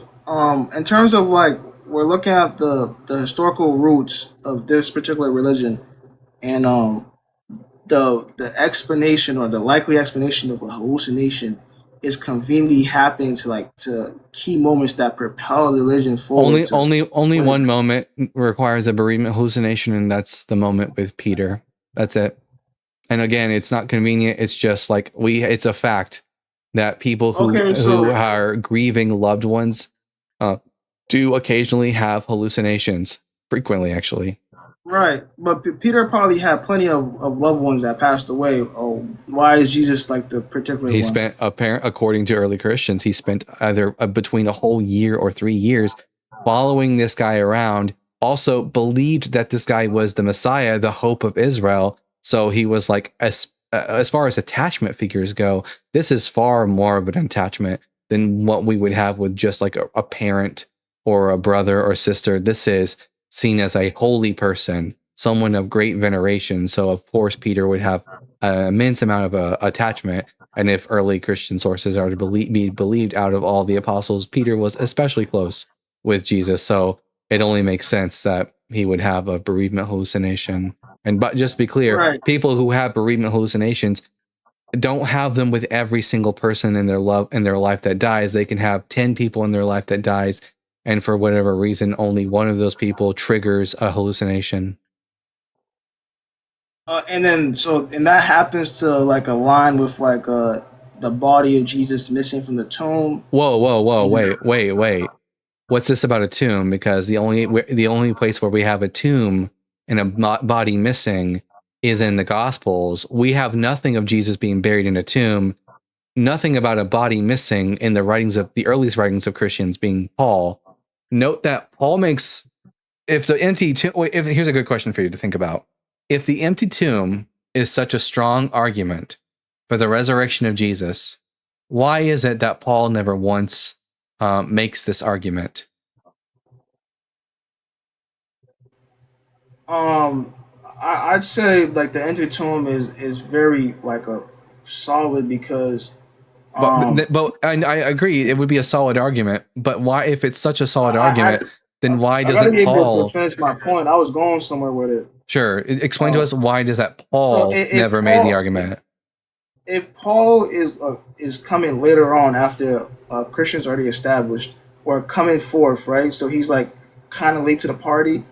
And I don't believe that the apostles are able to convince anyone outside of their group that Jesus resurrected without some sort of like what's it called, geographical evidence in terms of like rumors going around. Not necessary. Not necessary. Wait, but again, from 12 to like wait, as much as enough for Paul to be able to persecute. We'll get to that in a second. But we agree that when Paul comes to the apostles, he already believes, like he has his revelatory experience, and then he comes to the apostles and they accept him into their fold. And we know that Paul has received traditions about Jesus from the apostles. He tells us as much, that he received a tradition from them. So if this is the case, wouldn't the apostles have told him about the empty tomb? Yeah, I'm just positing that the empty tomb was like common knowledge. Well, you can claim that, but I would need data to support that. Since we don't have anything, anything about an empty tomb until the year 70 CE with the Gospel of Mark. Prior to this, we have zero Christian works, either Paul's work or the book of Hebrews, that mentions an empty tomb. Paul only states that Jesus was buried. He doesn't say that he was buried in a tomb. how did we rule out the idea that, like the majority of crucifixion victims, Jesus wasn't just buried in a mass grave? So what I was pointing out earlier is Paul is late to the party, right? If the tomb thing was like just fabricated, right? Well, that would the problem with this line of reasoning is that assumes that I'm not done, man. Like you cut me off. I just don't want you to waste your time. The problem with this line of reasoning is you're assuming that there was a tomb myth about Jesus that was present during Paul's time. And what I'm telling you is I'm not even convinced that the idea that there was an empty tomb was even an idea circulating during Paul's time. We have no data to support this. So how did Christianity go from the 12 to like enough people that Paul is persecuting Christians? Yeah, all that's required is so we know that Jewish people have beliefs in like visionary experiences of beings coming to people in visions. We have allegedly and also according to Paul, the only argument he has for the resurrection is that Jesus, quote, appeared to people. All that's really required is for a group of very devout people who, like one person who says, I've seen the Lord risen, and that's in a vision. They all sit around and they pray and they fast and they feel a presence in the room with them. Yeah. That would be enough. I can grant that for the 12. Yeah. And then they go around and they start preaching the gospel. They tell people, by the way, this guy has actually seen the Lord risen. We have felt his presence. And also, we have retroactively seen passages from the Hebrew Bible that confirm that Jesus was the Messiah and that he would resurrect. And then other people pray and they fast and they also feel the feeling, and that would be enough for them to be confirmed in the belief. The same thing that happens today.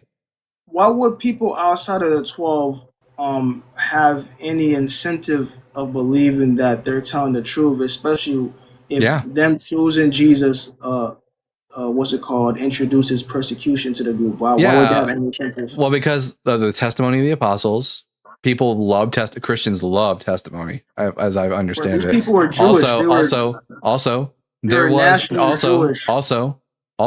There was an expectation from the Jewish people that these were the days of the Messiah. They were in desperate desire for a Messiah. Also, it must be important to note that Christianity didn't really pick up all that much with Jewish people.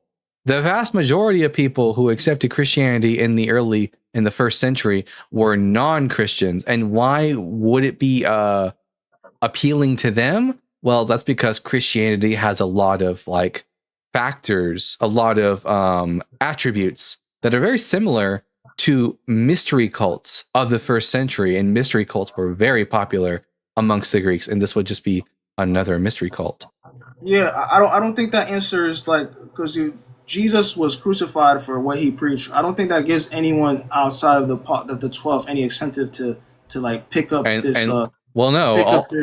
this group that risked their. You're wrong. You're just wrong. All that ancient people really need is a claim that people have seen this person resurrected. They engage in prayer. They feel a presence, and even if they see the apostles engaging in glossolalia, which they did according to Paul. You know what glossolalia is? Are you talking about speaking in tongues? Speaking in tongues, which for the Greeks, anytime they saw someone speaking in tongues, such as the Oracle of Delphi, this was a sign that the individual was touched by the divine. So these Greeks walking into a Christian home, seeing them talk about their experiences of having hallucination, of having visions, seeing Jesus, of feeling a presence in the room with them, of engaging in glossolalia, even engaging in healing miracles, much like Benny Hinn does in his modern day church. It doesn't require that healing actually takes place. Psychological suggestion is a hell of a drug. This would be more than enough to convince someone to accept the religion, or at least to try it out. And once they have that feeling of presence with them in the burning of the bosom, that would be enough to confirm for them that there's something to this religion. Then they would start learning and being indoctrinated And by the time that they are baptized, they would be fully initiated. But your explanations like requires like data that isn't even like that doesn't even exist. Wait, whoa. We don't have examples of any of this behavior in the early I'm church? talking about like historically, like there's no data saying like What am I missing data for? this line of events happen. Wait. What piece of the all of the individual bits that I've said we have data for? We have data that Christians. Wait. Here. Let me ask you this: do we have data that grieving people hallucinate loved ones? Yeah, I don't see how that's like that's. Wait. I'm wait, you'll see. Just yes or no. Do we have data that confirms that? Yeah, I think we're kind of past. No. If you're going to make the claim that we don't have data, I'm going to push back on that. So I have a series of data that we do have. You want me to clarify what I meant by data? I think you're kind of trying to assume like my position and trying to like make an argument. No. I will make my counter argument, and then you can make your counter argument. So yes or no? Do we have? Why would you make a counter argument if I'm not clarifying what I mean? You're not going. I'm going to do this whether or not you want me to or not. So do we have data? Do we have data to support that grieving individuals have hallucinations of loved ones? Yes or no? Sure. Do we have data to suggest that early Christians engaged in glossolalia? Speaking in tongues. What do you believe speaking in tongues is? Well, that's besides the point. I'm just asking right now. I think that's very important. I think it's incoherent babbling. You might have a different opinion. Nah, speaking in tongues is basically like people hearing you speak and you're speaking in their language. That doesn't happen. Sorry. Now, anyways, in real life, when you say that doesn't happen, Tron, what do you mean, bro? all the data, I've never had a single experience of hearing someone speak in tongues and then speaking another language. All of my experience and the experience of data driven, like we have done studies on glossolalia, is that people are just speaking gibberish. This is besides the point. We're not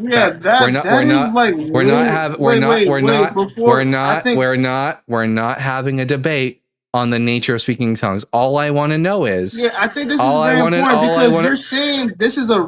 Tron, you stay focused. I need you to stay focused. Is this not I don't care about Israelites. Christianity was not popular among Jewish people in the first century. It was very popular amongst Greeks in the first century. And amongst the Greeks, glossolalia was something that was already practiced. And if it was practiced in the church and it was seen as a sign amongst Greek speakers that someone was touched by the gods, that would serve as a sign that these people were touched by the gods. You can deny that all you like, and you would like to pretend that you need to provide evidence that speaking. I will need you to provide evidence that what glossolalia is that someone speaks and other people hear them in their own language. Provide actual data-driven evidence, or is it only going to be non-anecdotal? Yeah, evidence? I don't mind if you stop cutting me off. Yeah, go ahead. Provide non-anecdotal evidence, and by non-anecdotal, I don't just mean stories. Yeah. Well, one just to clarify, right? We're speaking about the first Christians being persecuted, though, like in Israel. So these would be Jews, right? Yes, but was it very popular? Do we know the number of early Christians who were Jews in the first century? Yeah, you said glossolalia was popular and it will be an incentive for people to join Christianity. I love how I ask a question and it doesn't get answered. By the way, the glossolalia being an incentive for Christians, we don't have any data for that until the time of Paul, when Paul is amongst the Greeks spreading Christianity. I don't know. I'm not undermining because I don't think, at least I don't have any evidence to suggest that Christianity was very popular amongst Jewish people. So who was practicing Christianity in the origins? Who was practicing it? Mostly Greeks, with a few Jewish people, as far as the evidence is concerned.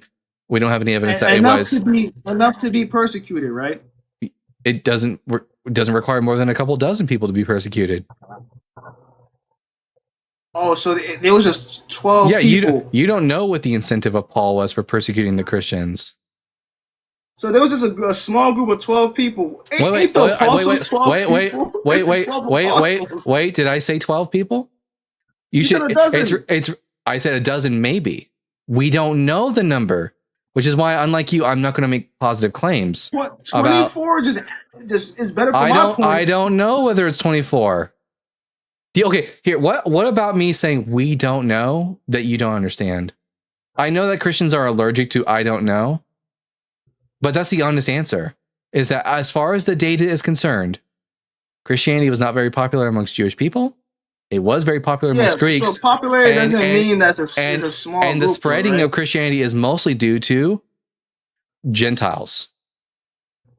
Right. Like, it wasn't very popular, right, compared to the Israel population, right? So, like, if their population is a pretty decent number, that means there's still a big enough group. It could be like 50 people.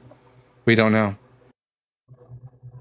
That's where it stops. It stopped. You was able to theorize and speculate for this other stuff. I'm but we able stopped- I'm we able to stopped it. speculate about data we do have. And when we don't have data for something, I think- unlike you, I'm I willing to think say that's I data don't you know. You could figure out. I'm gonna be honest. Like God. population Tron, of the Tron, Israelite population. Tron, what number of people do you think were Jewish and believed in Jesus, and what evidence do you have for this position? Well, to be a persecuted group, it had to be like 50 at the least. Why? Yeah, for any group to be like considered like a group being persecuted, it can't be like some small Why? You keep stating little, you keep stating that, but you don't motivate the reasoning. Motivate that. Okay, you're claiming that I'm wrong. That like a group of persecuted people. I'm not claiming anything. I'm asking you to provide evidence for your claim. Well, You're if the one making a claim here that they can't be persecuted unless there's at least 50 people. I'm going to need a reason to think that's to be the case. Okay, so what's a hard fact is that they were persecuted, Sure. right? And Yeah. then you're against At you're least- against it. At least by Paul, they were persecuted.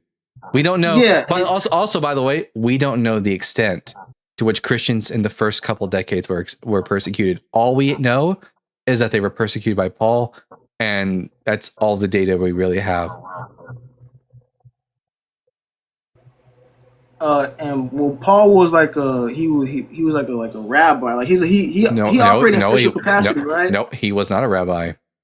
Yeah, I know he was like a No, the clerical title of rabbi didn't exist at the time of Paul, and we also don't know anything about Paul. Yeah, we could drop rabbi. I'm just saying Paul all- operated in official capacity. Oh, how do you know that? Where does Paul say that? Holy moly, this is insane. Again, you're drawing Okay. you're drawing this data undoubtedly from Acts, which I already told you I don't believe Acts. Okay. And then look, so if we go back to like what you said about the other gospels, right? You say that they're invalid because they come later and we don't have any They come authors on them. They come later. They're anonymous and they contradict each other. In some ways, irreconcilably contradict each other. So, is that a standard you hold for any historical text? Yes, if we had like a text that we don't know the author of, and we have multiple attestations, and it also includes magic, and it contradicts each other, then I would hold it in contestation. I'm pretty sure when it comes to like ancient texts, there's like plenty of ancient texts that Sure, name them.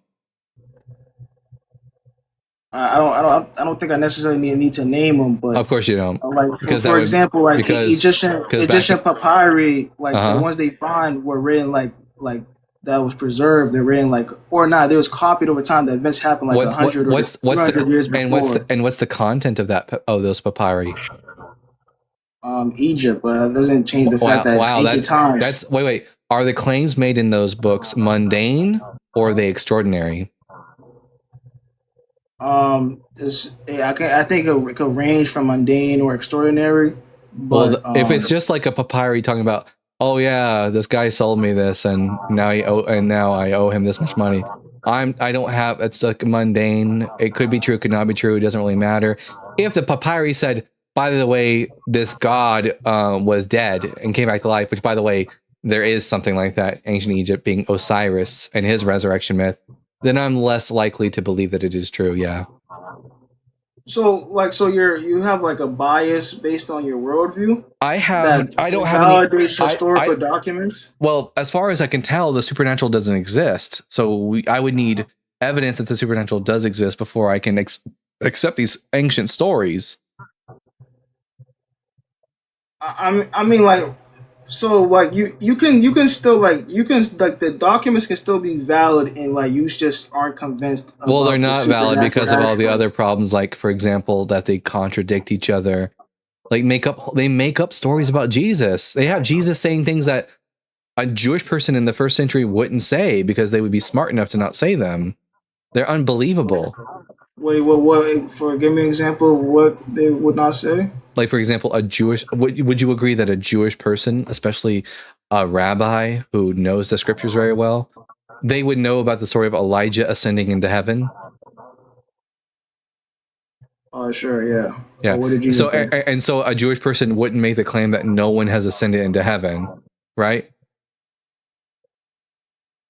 I mean, I think we gotta be more accurate on how we're interpreting things.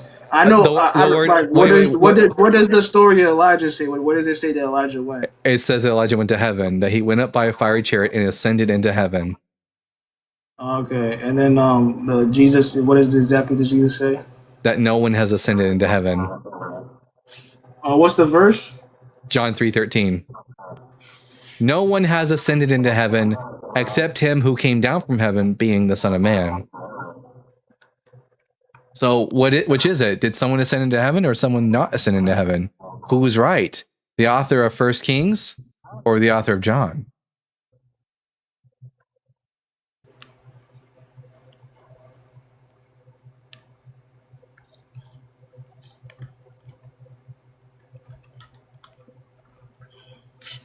I can pull it up on the screen if you would like. I got my laptop in front of me. I'm just going to go ahead and pull it up on the screen. John chapter 3, verse 13. Actually, I'll start in verse 11 so you don't like complain about context, because I know Christians love that. Verily, truly, I tell you, we speak of what we know and testify to what we have seen, yet you do not receive our testimony. If I have told you of earthly things, you do not believe. How can you believe if I tell you about heavenly things? No one has ascended into heaven except the one who descended from heaven, the Son of Man. And just as Moses lifted up the serpent in the wilderness, so must the Son of Man be lifted up, that whoever believes in him may have eternal life. So, did Elijah not ascend into heaven? Is that not what the scripture says? Okay, yeah, hold on. No one has ascended into heaven except he who ascended from heavens, the Son of Man. Yeah, I don't think Jesus is trying to contradict Elijah here. I mean, he might not be trying to, but he is. Just say, you think a Jewish person worth their salt is not going to say something as silly as no one has ascended into heaven. The only way this could possibly be happens is if this is like a non-Jewish person who is writing this gospel, who is like maybe not super familiar with the story of Elijah. Yeah, in other words, they're making Jesus say something that he didn't actually say. I think Jesus is making like a authoritative claim here. Yeah, and the claim is that no one has ascended into heaven except him. Yeah, I think he's trying to say he's the only one that can go back and forth. Well, no, he said no one has ascended. He didn't say no one has gone back and forth between heaven and earth. He says no one has. The text after. How many times do you need to read it until it makes sense finally? Until you can come up with a reason to make it not contradict? Why are you trying to like antagonize me? I grant because that. I want to read. I mean, it's just a single verse. How long does it take to read? I'm going to read the verse that come after it.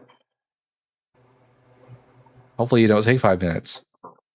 Just as Moses lifted up the snake in the wilderness, so the Son of Man must be lifted up, that everyone who believes in him may have eternal life in him. Yeah, I feel like this is making a statement about the resurrection. It doesn't say anything about. It says it's not about the resurrection. It's about the ascension of Jesus. Those are two separate events. I Those are think, two separate events. Does he say no one has? that's what happens in the Wait. resurrection. Nope. After the resurrection. Nope. The ascension doesn't take place until 40 days after the resurrection. Oh yeah, that's what I meant. So this is not resurrection talk. This is about ascension. That's why he says no one has ascended into heaven. So is that a true statement? That no one has ascended to heaven? Is that a true statement?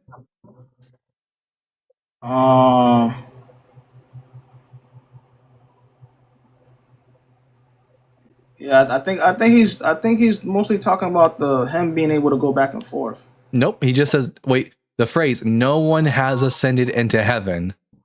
And then he talks about the one exception, except the Son of Man, who has descended from heaven. Not about going back and forth. He's talking about someone who has descended is also going to be the one who ascends. And besides him, no one has ascended to heaven. It doesn't say no one has gone. It doesn't. Elijah definitely ascended, but not by his own ability. He was lifted up by God. Where does it say in John 3:13, no one has ascended by their own ability?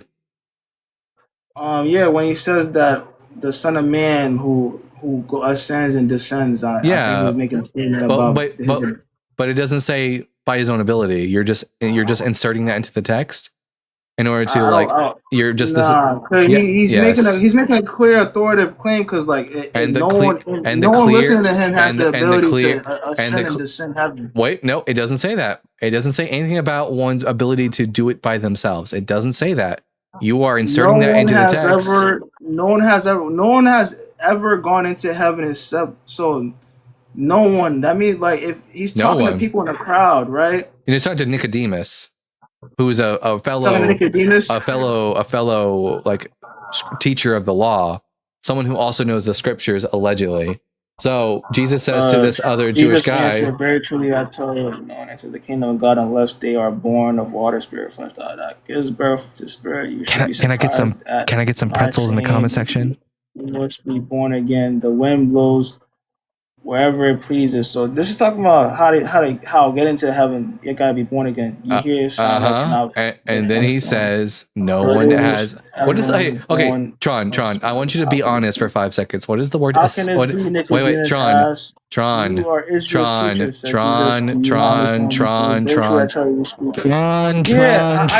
think the previous text. Okay, I'll mute you and then I'll ask the question and then you'll answer the question. Tron, and if you can't be honest with me, this is probably, we've been talking for 49 minutes. This might be the end of the conversation if you cannot be honest with me. What does the word ascend mean? To go up. All right. Does the word ascend there imply by what power one goes up? Yeah, I think off the previous verses it does. Because it talks about being born of water. I'm sorry. I don't. That has to do with baptism. Has nothing to do with ascension. But listen, Tron. Yeah, that's how you get to heaven. So this has been literally the verse before he says that. Tron, I think this is going to be the end of our conversation. I think we've twisted you into enough pretzels. We've shown how silly you are.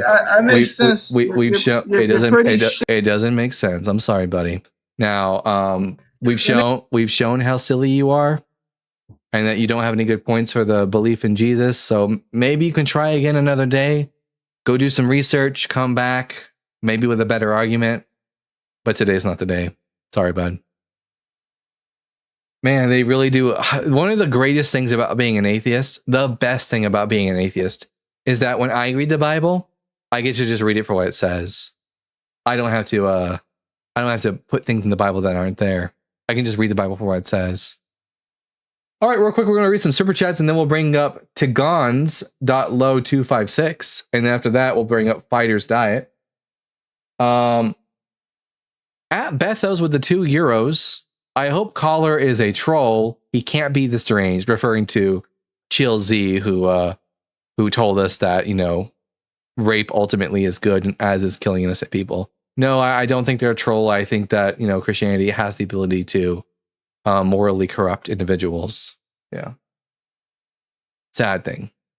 At Buzz Life with the $5, Nadi, I think you meant Nabi, in Arabic means, expert. Who gives a fuck?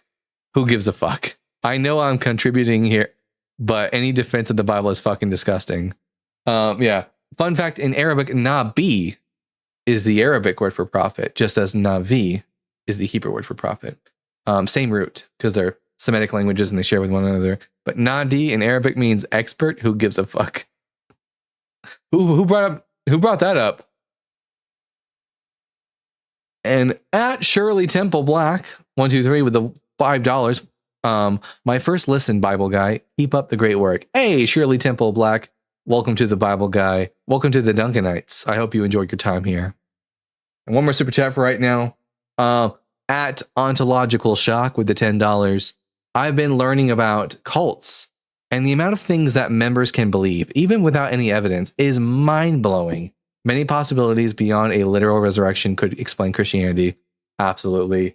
Jamestown and the Waco event. These are perfect examples of the way in which the cult mentality works. All right.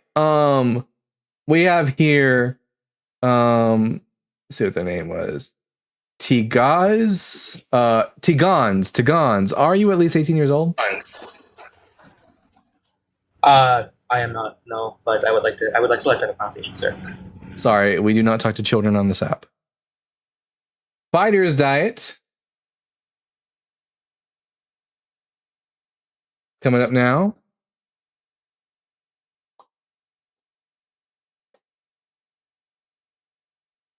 Having a hard time loading in. Maybe they'll load on up. In the meantime, make sure everyone that you're tapping the screen. Like the live, share it out if you're on YouTube. And I want to thank all the mods for their hard work tonight. And for all the super chatters, and just for all the chat people in general. This show is not possible without people like you. If it was just me here by myself, the show would be nothing. Just a guy talking into the void. If an atheist does not believe in a God, why blaspheme the name of Jesus? Because I'm an English speaker. And originally, phrases like, oh my God, and God damn, these were actually commands for I want God to damn this thing. And saying, oh my God, it looks like this person's not able to load in. Saying, oh my, or oh my Jesus, or whatever. These were like cries out for Jesus.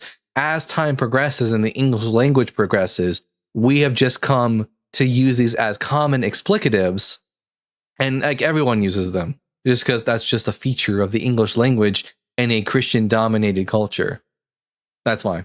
And it has nothing to do with people actually believing, and it's not required for one to believe in God or to use both Jesus and God as an explicative. I sometimes say by the 9, and I don't actually believe in the 9 divines of the Elder Scrolls series. Host just proved he misconstrues everything he says. Words have power and meaning. Nope. Words don't have, words can have power, like if you are a person of authority. And words have meaning, but it's meaning that we give to words. Words don't have intrinsic meaning. Words are given meaning. So a host didn't prove what you thought he proved. Sorry. You just made yourself look silly by not knowing how words work. All right. More super chats until we get a guest in here. At Bethos with the 5 euros. Never saw Archangel Gabriel, but videos with Peter Gabriel. Still moving me. Not every song, but some are really meaningful to me. Yeah, yay, reality. Yeah, I don't believe in the existence of Archangel Gabriel, but I do believe in the existence of Peter Gabriel, 100%. I'm wondering how pridefulness can be a thing. I agree, online power. You should really think about that for a second. What a wonderful world it would have been if Peter Gabriel would have appeared to Muhammad and not the angel Gabriel. At Fern Love Bond with the $2, glossolalia equals speech like sounds, not actual language. This is true. Every single instance I've ever seen of a Christian engaging in glossolalia, it was nothing but shida bada hande bada bada toyota. What you gonna do? Nanze goyama bagatiti baba. That's your logic? I didn't know I had my own kind of logic, Ola. Funny. Guys, apparently I have my own brand of logic. I just invented a new logic. It's called Dalton logic, apparently. I thought I was engaging in classical logic, but I guess not. Crazy. We have a guest now. Howdy, partner. Hi. We've had a crazy night. I had someone claim that that ultimately that it was for the good of the world that God allowed women to be raped and for innocent people to be put to death. Crazy night. Is that surprising? No, it's not surprising. Christianity corrupts. Christianity corrupts. We'll get that as a t-shirt pretty soon. I will never understand how God and logic correlate. Yeah, same. At Mopakio with the £2. You're so based and direct every time. I try to be. I try to be based. I try to be direct. I try not to pussyfoot. Is that a good term? Pussy willow? Pussyfoot? I don't know. I try not to beat around the bush. There's a nice neutral term. I try not to beat around the bush. I try to be very direct because I don't want any misunderstandings and I want to get right down. I'm like a surgeon with a scalpel with the words of the Bible. At checks me out. Very funny. 666, Hail Nero. With the $5. I've seen delusion through religion. My grandma said she prayed to God to bring me to my knees while I was dying from a fever after my first chemo treatment. That's fucked up. Yeah. That is insane. That is insanium in the cranium. Temporary checks. Like that's horrible. I'm so glad you're around to tell us about it. And I think that it doesn't matter the religion or non-religion. I'm so glad that you're able and like just to tell us about it. Thank you. Thomas67 real quick in the YouTube TikTok chat says, do you believe in warlocks? Like there's Will, the Blade of Frontiers, as he's commonly called. He's a pretty cool warlock. Pretty bad about him like making his pact with Mizora. But I don't blame him because she's kind of hot. So checks in your comments. Oh, hi, Checks. At Fern Love Bun with the $5. I've said it myself, but today was a nice day to see at Ken Scaletta say, why do you say Thursday if you don't believe in Thor? Right? Guys, Christians, if you think that me saying, oh my God, is a reason to think that Jesus really does exist, then guess what? Every time you tell me that today is Thursday, you're giving me a reason to think that Thor exists. Because Thursday is Thor's day. Fern, we need to talk later. Like, legit. You heard her. Probably the only guy I'll romance is I don't know. Gale. It's a pretty smooth guy. I know he's a bit talkative, but maybe it's just the hair and the beard for me doing it for me. I swear I'm not gay, guys. But anyways, I think we're gonna do a quick restart on TikTok. It's been an hour and 57 minutes, and we need some new Christians in here to come up and talk with us. Don't forget that if you're on YouTube, you can call in at tinyurl.com/BG show Discord. All right, we're gonna do a quick restart, and we'll be right back, everybody.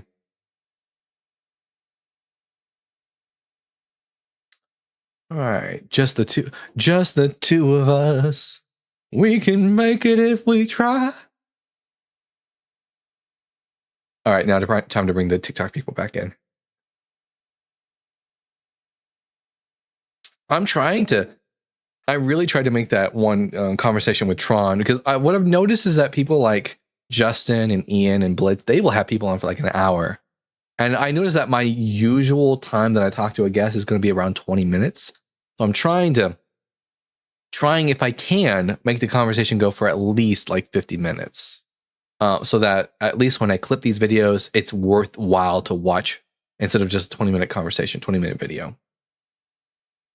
But don't worry, if you want more Bible Guide content, I got a video coming out tomorrow at 12 p.m. Central Standard Time. I won't be live on the line tomorrow, but I probably will be live on TikTok.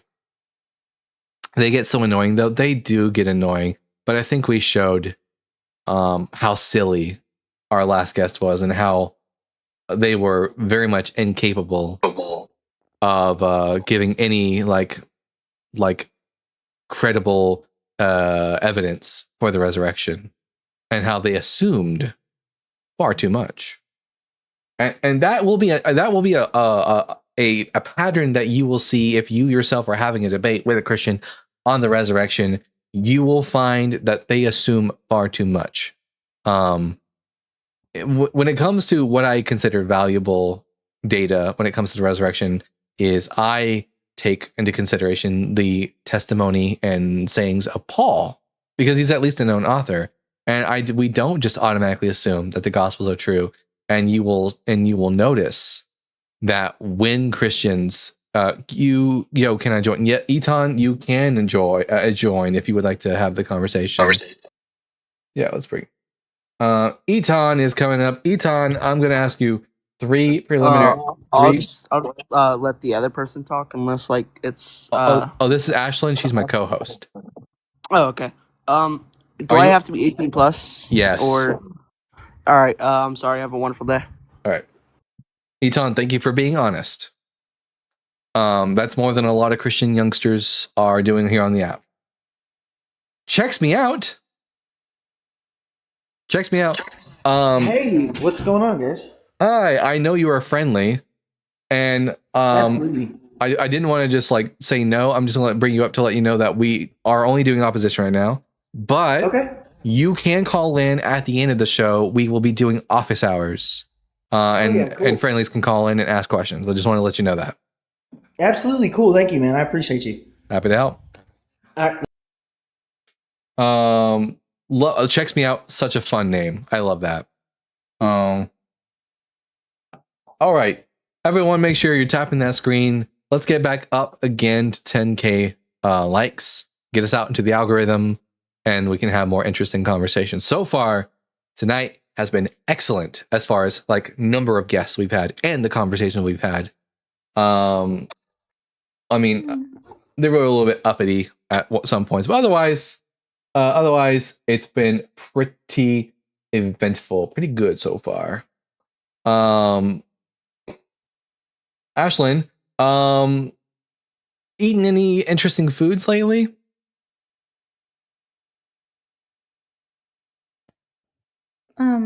Sure.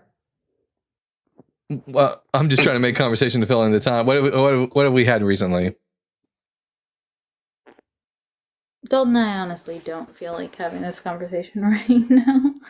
I understand because of the things. Yeah. Fill me in if you need to talk. Yes, everyone, repost and share the live. Let's get out there and get into having some interesting conversations about the Bible. If you're a Christian and you're watching right now, I'm Dalton, the Bible guy. I am an atheist. I call myself the Bible guy because generally I do know the Bible better than most Christians who come on the app. I actually don't know if I can do this right now, so I'm probably gonna leave. Thank you. I'm sorry. It's all right. It's all right. You do what you got to do. All right. We'll talk later. Everyone, make sure you tell Ashlyn how awesome she is in the comment section, and let her know that she's awesome. I know I said the same thing twice, but I meant to do it twice.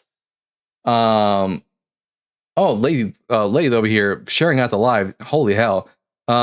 Did God fix your internet yet? No. I did. I fixed my internet because God doesn't do jack shit. Xavier is coming up now. Xavier Watts, I'm going to ask you 3 preliminary questions and then we'll get to the conversation. Are you at least 18? I am indeed. Yes. And what pronouns do you go by? He, him. And are you a Christian? I am, yes. Alrighty then. I'm Dalton, the Bible guy. I'm not a believer. I don't believe in the Bible. I'm not a Christian. Why should I be a Christian? Well, I had a question. So, GTA 6 got leaked. I don't know whether I should buy it or not. I feel that as gamers, we are entitled to it because, it's going to be $100. This is more of a question for office hours. We are only here to talk about whether or not I should be a Christian. Are you interested in having that conversation, or do I just need to move on to the next guest? Should I pirate it? I mean, I'm not sure. Anyways, we got another guest here. For Super Earth. Are you at least 18? I'm 21. And what pronouns do you go by? He, him. And are you a Christian? No, I'm a Muslim. You should be Muslim. All right. Why should I be a Muslim? I'll entertain this for now since we got no one else. Guys, it's the true religion. It brings in discipline, and it helps you get stronger, and it makes you eat better. Well, and it just gives you a structure in life. I can already do all that without Islam, so give me a better reason. But, like, it's true. Okay, motivate that. Give me a reason to think that it's true. So you know Muhammad, right? Yeah, Muhammad, police be upon him. Yeah. Peace, not police. It's peace. Well, the stuff he did when he diddled that kid, I'm more inclined to say police, but yeah, I'm familiar with Muhammad and his work. It was the 600s. Yeah, still wrong. So, anyways, what about him? He was in that cave for a long time, right? I don't know, maybe. And he was given the revelation. How, if it's not real, then how could he have come up with such a complex idea by himself without a revelation from God? Yeah, easy. All it requires is that Muhammad, who was like someone who was like in the merchant area in Mecca and Medina, all he requires really is for him to overhear Christians and Jewish people talking about their beliefs long enough, and then having a mental breakdown where he has a hallucination of an angel who tells him to, speak these words. If this word was really from a God, like, do you think God would, like, let's say that we have two women who have the same name. Do you think God would be able to distinguish between these two women, or would he get them mixed up? He would be able to distinguish between them. Okay. Are you familiar with some women by the name of Maryam? I'm not. You're not familiar with Maryam? Like, there's a surah in the Quran called Surah. I'm a recent convert. Ah, okay. So Maryam is Arabic for the Hebrew name Miriam, which is the name of two people from the Bible. There's Miriam, the sister of Aaron, also called the sister of Moses, because she was Moses and Aaron's sister. And then there's Miriam, who, as her name gets Latinized, becomes Mary, and she's the mother of Jesus. So Jesus' mama was named Miriam, or Maryam in Arabic. And then Moses and Aaron's sister was also called Maryam. But the Quran mistakes these two women for each other and then calls the mother of Jesus the sister of Aaron, when in fact those were two different people. Were you reading that in Arabic? Yeah, Ya Ukhta Harun, which means, oh, sister of Aaron. That's what the prophet calls Mary, the mother of Jesus. Maybe he just got it mixed up. He was a human too. So the Quran make mistakes. So you don't hold to the infallibility of the Quran. The Quran has mistakes. No. Wait, no, it has to be the case because this is a mistake. Muhammad could make a mistake, not the Quran. Yeah. Well, no, the Quran is the thing that says that mistakes these two women for each other. The Quran says in Surah chapter 19 that Maryam, the mother of Jesus, is also the sister of Aaron. Make a mistake. So Muhammad made a mistake, and that mistake is in the Quran. So the Quran has a mistake in it. No. I need you to make that make sense. So Muhammad made a mistake. The mistake was he mistaked the two women, but this mistake is in the Quran. So how is it not the Quran? How, if the Quran has a mistake in it, how is it that the Quran doesn't have a mistake in it? I don't know. I don't think you really thought this through all that much. So it doesn't look like this book actually comes from a god. Muslim. You should be a Muslim. Have you seen every UFC fighter who's a Muslim? I don't care. I'm very anti-pedophile, and I'm also have no reason to think that your God even exists. And I don't take my take my morals from atheists back then were also pedos. Yeah, and if we're holding that standard. Wait. Also that. I agree. I would be also say that those people are in the wrong. But is there anything in atheism that says you have to be a pedophile or excuses it? It doesn't say that you have to be a pedophile in Islam. Is there?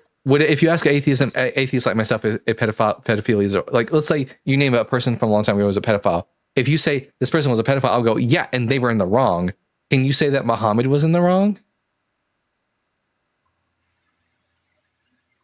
No, he was just a product of the times. I don't care if he's a product of time. He would still be wrong. Just like those atheists. If there's an atheist living at that time, who engaged in child sex, I would say that they were in the wrong. I don't care if they lived in that time period. They are in the wrong. You shouldn't have sex with kids. Okay, let me break this down for you. All right. So wait. So to be clear, let's say I as an atheist am able to say that atheists in the 900s is wrong for having sex with a kid, but you as a Muslim, you're not able to say the same thing about your prophet. Hold on, let me say something. So 1,000 years from now, right? That's a dodge. People could look back at our times and say, oh, they were having sex with 18-year-olds. That's crazy. Yeah, which I would say as like for me as a 30-year-old, I shouldn't be having sex with 18-year-olds. I think that's wrong. It might be legal, but it's wrong still. It's all about when it's looked at. Well, it's all about when it's looked at. I still, yeah. And if I'm doing something right now that is wait. If I'm doing something wrong right now, then and it's demonstrated to be wrong, then I would be in the wrong. I'm not going to excuse that because of the time I live in. See, that's the thing. The difference between me and you. I have a moral backbone. I'm willing to say that if something's wrong, it's wrong. Well, nope. I don't care if you think you're physically stronger than me. That just shows that you're like that. Allah gives me strength. I don't care. Strength do you have? I don't care if you think Allah is. I think you're insecure. Strength do you have? I think you're very insecure. I think that's why you. I think that insecure. You are, or else you wouldn't have to be coming up here going, "Ooh, look at me, big strong man." I don't care how strong. I don't. The one muscle that you one day, cunt. Allahu Akbar. Oh, maybe you should work this muscle a little bit more. Oh man. Here. For Super Earth, let's see. Super Insecure here has weak brain. Yeah. That'll be a funny one to post. That one probably go to TikTok. Man, how pathetic. All right, everyone, make sure you're tapping that screen. If you're a Christian and you'd like to come up and defend Christianity, request on up and let's have that conversation. Can't not deliverance this. Do you wear lip gloss? You have an aesthetically pleasing mouth shape. Thank you. I don't wear lip gloss, but thank you. But also, I don't. You use a double negative here, and then a word that isn't a deliverance. This. I think you meant, can you deliver this? I don't understand what any of that means. That is not what a Helldiver does, soldier. I've never played it, so you know. But you know the Helldivers are, as I understand it, in their world, they are the product of indoctrination and propaganda. And it looks like this fella was too. Rebecca was 3 years old when she married Isaac. 40 years old when Christians okay with that. I'm not a Christian, and also, but to be clear, the Bible doesn't say that. I'm going to sit here as someone who said I think the Bible's bullshit, but at the same time, we have to recognize that the idea that Rebecca was 3 years old is something from the Talmud, and it's not actually something from the Bible. We shouldn't be spreading false information like that. There are other bad examples of pedophilia in the Bible. We don't have to make one up.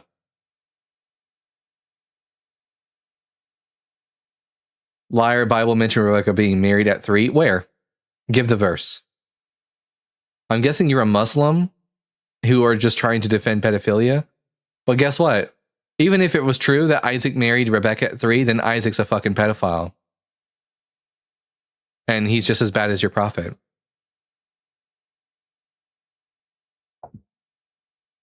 Explain the contradiction in Christianity. I'm not a Christian. This person's lost. All right.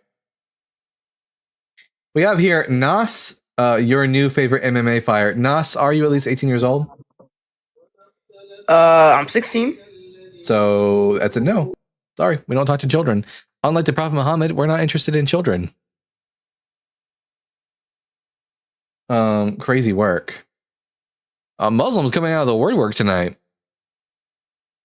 Mr. Lonely, I'm not a Christian, so I don't care what the New Testament says. I think both your religion and Christianity are false. Muhammad was a pedophile, and I guess if you're right, Isaac's a pedophile. And if there is a hell, they should probably both burn in it. So have fun with that. Mr. Lonely must have not lonely enough. Am I right?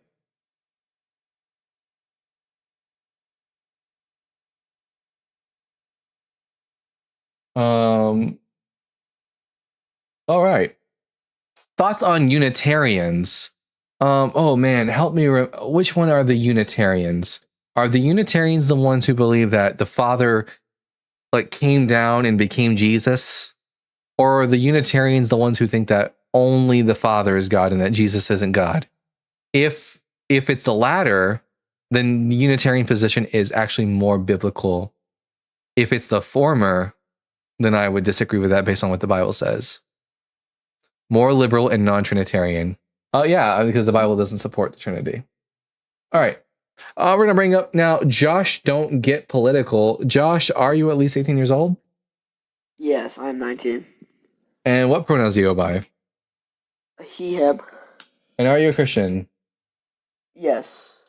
All right, I'm Dalton the Bible Guy. Why should I be a Christian? Because I believe Christianity is the only true religion. Well, I don't think it's that. I don't think it's the only true religion. Can you give me a reason to think it is? Because there is no, how do you believe the universe has been caused? I don't think it was caused. I think it's always existed. You think it's always existed? Yeah. So no one's given me a good argument for it beginning.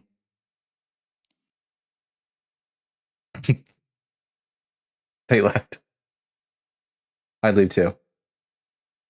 I have some doubts about their being 18. Anyways, hey, I got that lip gloss. What lip gloss? Guys, I just have naturally kissable lips. That's all.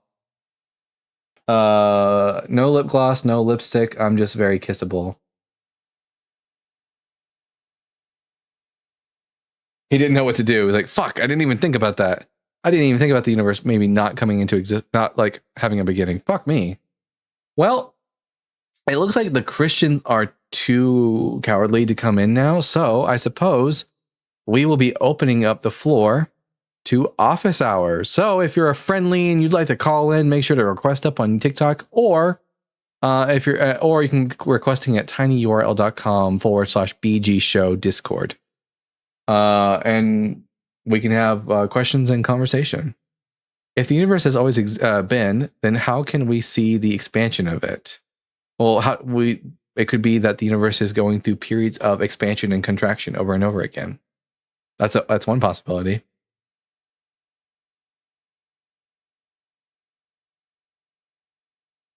Ooh.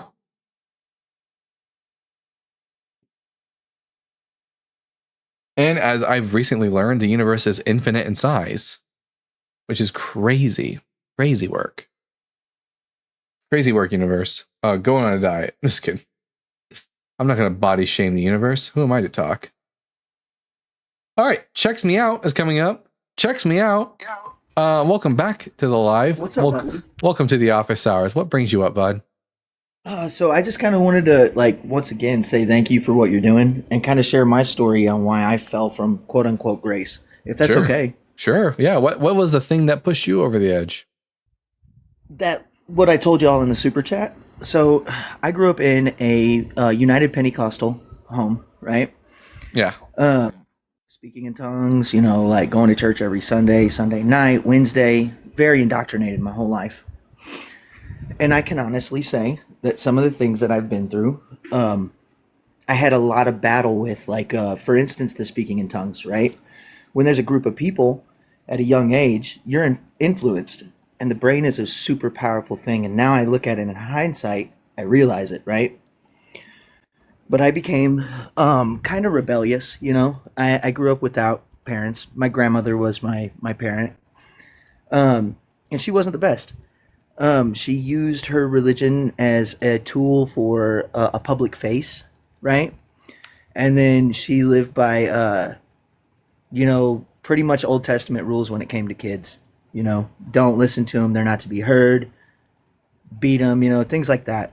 Yeah. And this is gonna sound like a sob story, but I promise I'm not looking for pity. In fact, if anything, it's the darkest time of my life, but it's the biggest eye opener, right? So I got sick, and they thought I had pneumonia, but when they ran tests, they seen my blood counts were down, and they seen that I had tumors in my lungs, my abdomen, and on my spine. So I got diagnosed with cancer at 13 years old. In that time, we would have to drive 3 hours so I could go get my treatments. My first month there, because it was a long time before they knew what they were going to do, I seen a 7-year-old Amish child pass away 2 rooms down from me. And I remember asking, like, why didn't God save him? And my mother told me that it's not in the cards for everybody. Well, what I learned later is some families in the Amish community are excommunicated for going out and seeking help. This whole child's family, like every extended family member, was at that hospital the night he passed away. But it got so much worse. I seen a little boy who was 2 years old walking around with an NFL-sized football tumor inside of his stomach. I lost 3 friends to cancer. And my first treatment when I came home, I got something called neutropenic fever. Now, for those who don't know what that is chemo is like AIDS. What it does is it kills everything inside your body, right? And the only reason it does that is because there's not a specific thing that can target the cancer cells. So chemo kills all your cells, your platelets, your white blood cells, anything that's in your body that's good for you is going down, right? So you don't have a defense system. Well, when I came home, I got a fever. And I got sores from the tips of my lips to the back of my throat. I couldn't eat. All I could do was get sick. And in that, my grandmother, I'd already started to step away from religion, but she was still super devout, right? She kept saying, I want you to go back to the church, this and that, this and that. And she said the only way for it to happen is for you to pray, right? That's the only way your pain's going to go away. That's the only way things are going to get better. So I did, foolishly, right? Thinking, oh, if this is a way out, then please take my pain, whatever, right? Yeah. And as I started praying, she said, this is what I prayed for.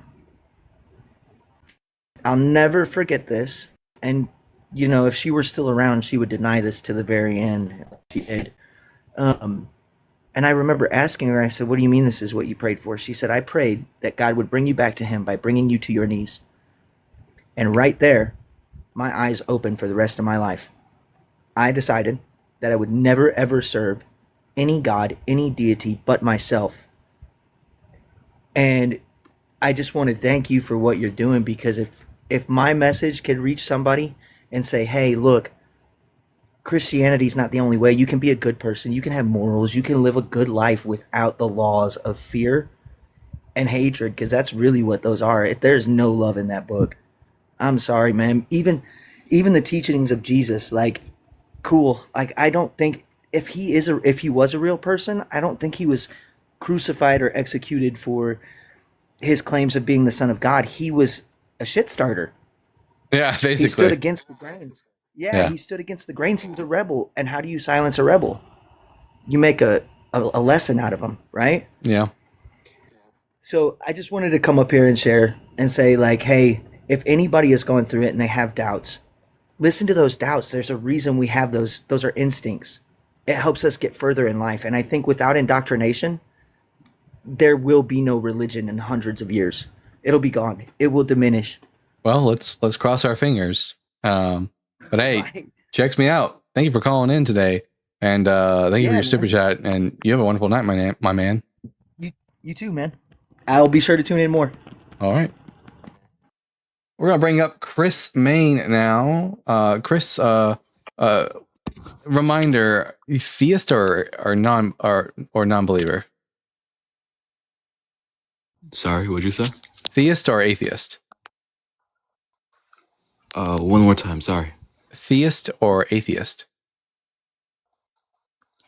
You're asking which I am? Yeah. I am a Christian. All right. Are you at least 18, and what pronouns do you go by? I go by he/him, and yes, I am 18. All right. I'm Dalton, the Bible guy. What brings you up to the Bible guy show? Well, I'm gonna ask you a question, and then I'm going to give you my answer. Okay? Do you mind if I ask you a question really quickly? Sure. Why are you not Christian? Because I don't see any good convincing reason to believe that Christianity is true. And even if Christianity was, I'm gonna give my argument, but even if Christianity wasn't true, what what um what would it cost you to believe in something where it will be at the end of the day beneficial towards you, whether it's real or not? I would lose the ability to properly care and love for members of the LGBT community too. That would be great. That would be horrible. Lose my Sunday mornings that I sleep in. I lose the ability to freely masturbate and to have sex with whoever I want to, as long as it's another consensual adult. And I would lose my self-respect for participating in a religion that has caused so much harm. You named me a couple small things and a couple medium things, right? I wouldn't call those small things at all. No. You wouldn't call them small things. What would you call those? Important things. Important things.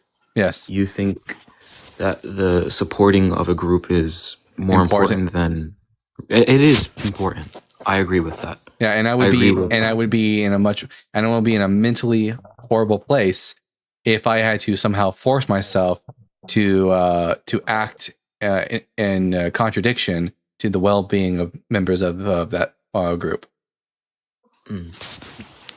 But let's say right, in the Bible, in Christianity, right, as long as you are not Catholic, it states that every sin is the same as each other. It doesn't say that.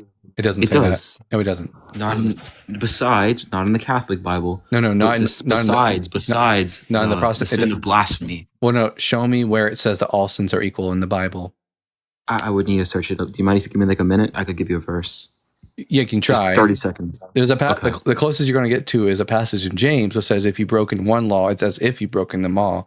But that's not stating that they are all equal. In fact, Jesus himself says, or actually the author of 1 John says, there are some sins that lead to death and some that do not lead to death. And then Jesus says to Pontius Pilate about the people who are handing him over that they have the greater sin.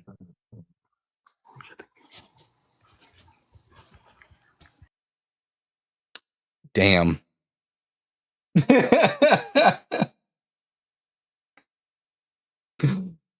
TikTok short. He ran. That's crazy work. We got Willie the Pup. Willie, are you a believer or non-believer? I am a firm believer. All right, and I have to ask, are you at least 18, and what pronouns do you go by? Oh. And now you're banned. I agree. I agree. You probably are a Christian. Only a Christian would do that. Yeah. 1 second. Just let me click on their profile. Block. Yeah. Anyways, crazy. I mean, I love porn as much as the next guy, but now's not the time. Crazy work. Anyways, all right. We got Ashlyn. Ashlyn, are you at least 18? Oh. What was that? Son of a bitch. They took away my multi-guess. Wow. Fuck these Christians, I guess. I don't know. I guess the only way we can take guests now is if we take guests from maybe if I do a restart. I don't know. If I do a restart, will I be able to that's fucking crazy. Wow. That's some bullshit. Guys, I'm so good at destroying Christianity that Christians have to do that. That's all I'm going to take from that. I'm going to do here. Let's see if I can do a appeal first. That's insane. Let's see. Big W to the Bible guy for absolutely obliterating Christianity. Let's see.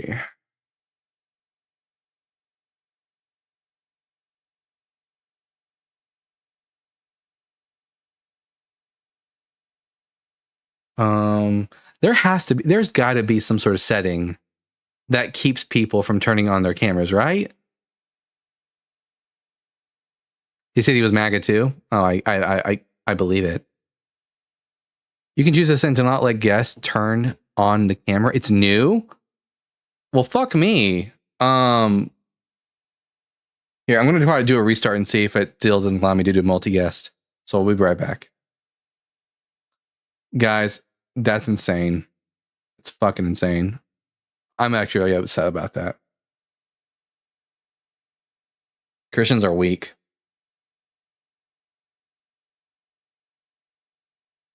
The question is, where would that setting be? And nope, I don't have multi-guest option. Wow. So TikTok just said, fuck you, Dalton. You didn't do anything wrong, but fuck you.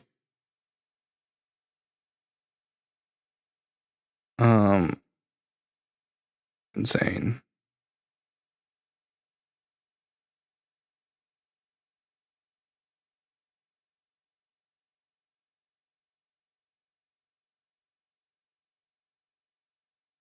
Let's see. Let me go over here. Is there even a notification?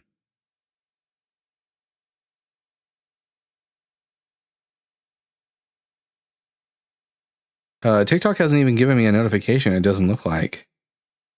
System notifications. Let's see. No. How am I still supposed to appeal it if I'm not given the option?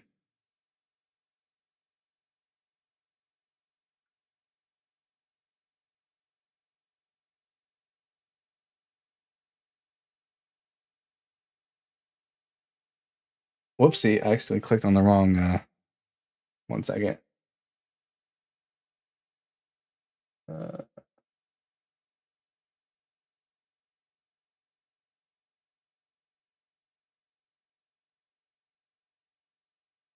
Anyways.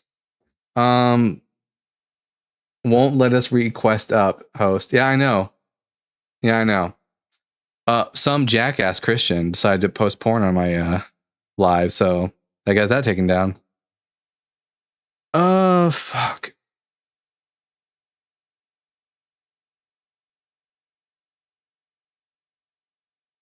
Like I said, if you're a Christian and you're not a piece of shit, you're more than welcome to call it or a friendly on the Discord.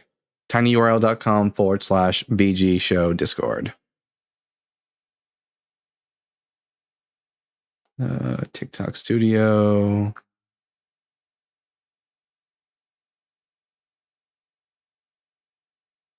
Look at this guy and look at this loser. RJ over here. Let's see.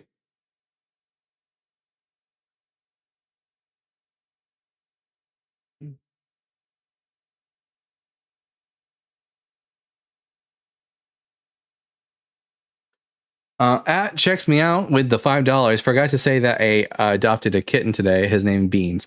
Hey, big W for that. And I hope you give Beans a nice home.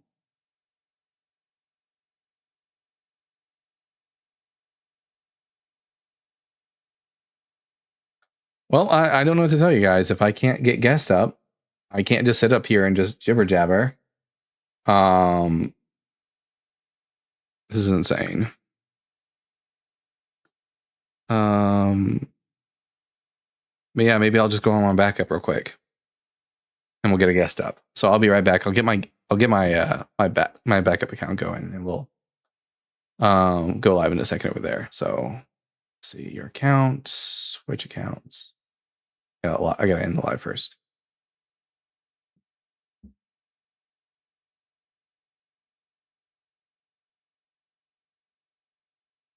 Oh, now it's asking for all the information, which I don't have. 1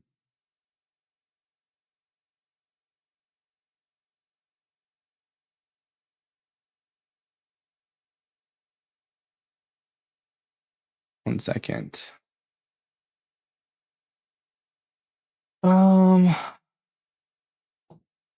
Use QR code.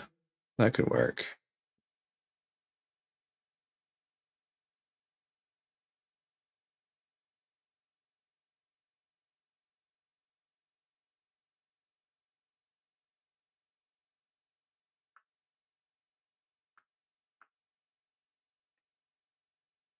Scanning QR code.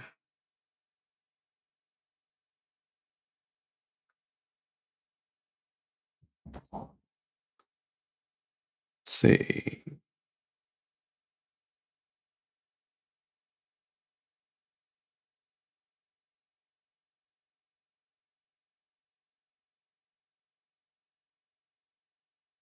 Come on, log me on. Yes, it's me.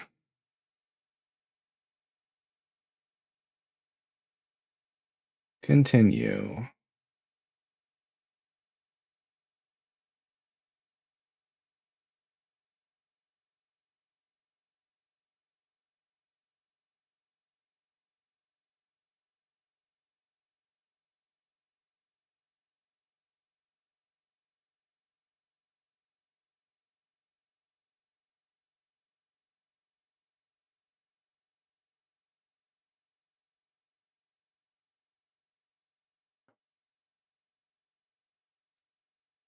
Switch account.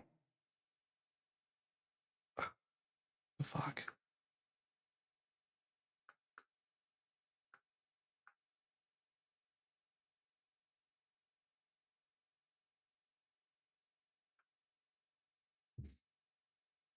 I hope that person gets gonorrhea.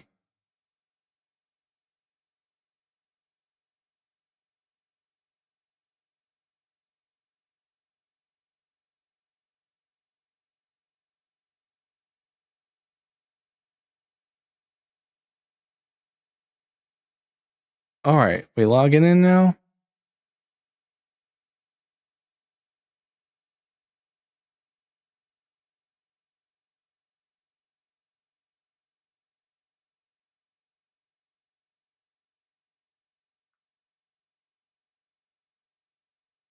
No, I want to log into my backup account. Well, I don't know what to do, guys.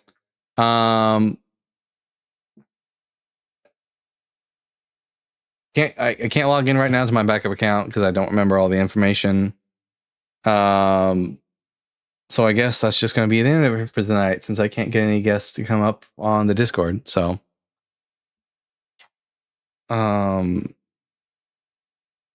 link mic permission denied. How do I appeal it? How the fuck am I supposed to appeal it if I don't get a notification?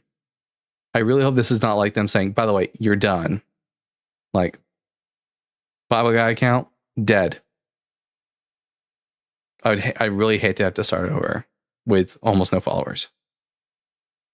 That would be very detrimental to me. It's literally as soon as I get everything fixed back. As soon as I get everything fixed.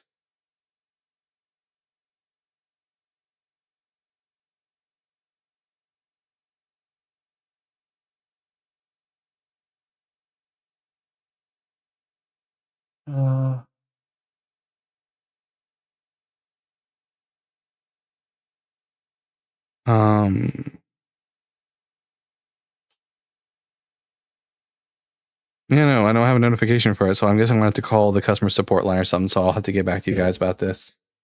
With that, I've been the Bible Guy. Maybe we'll be live tomorrow. We'll see. Remember to keep reading, keep learning, and we'll see you all again tomorrow. Bye.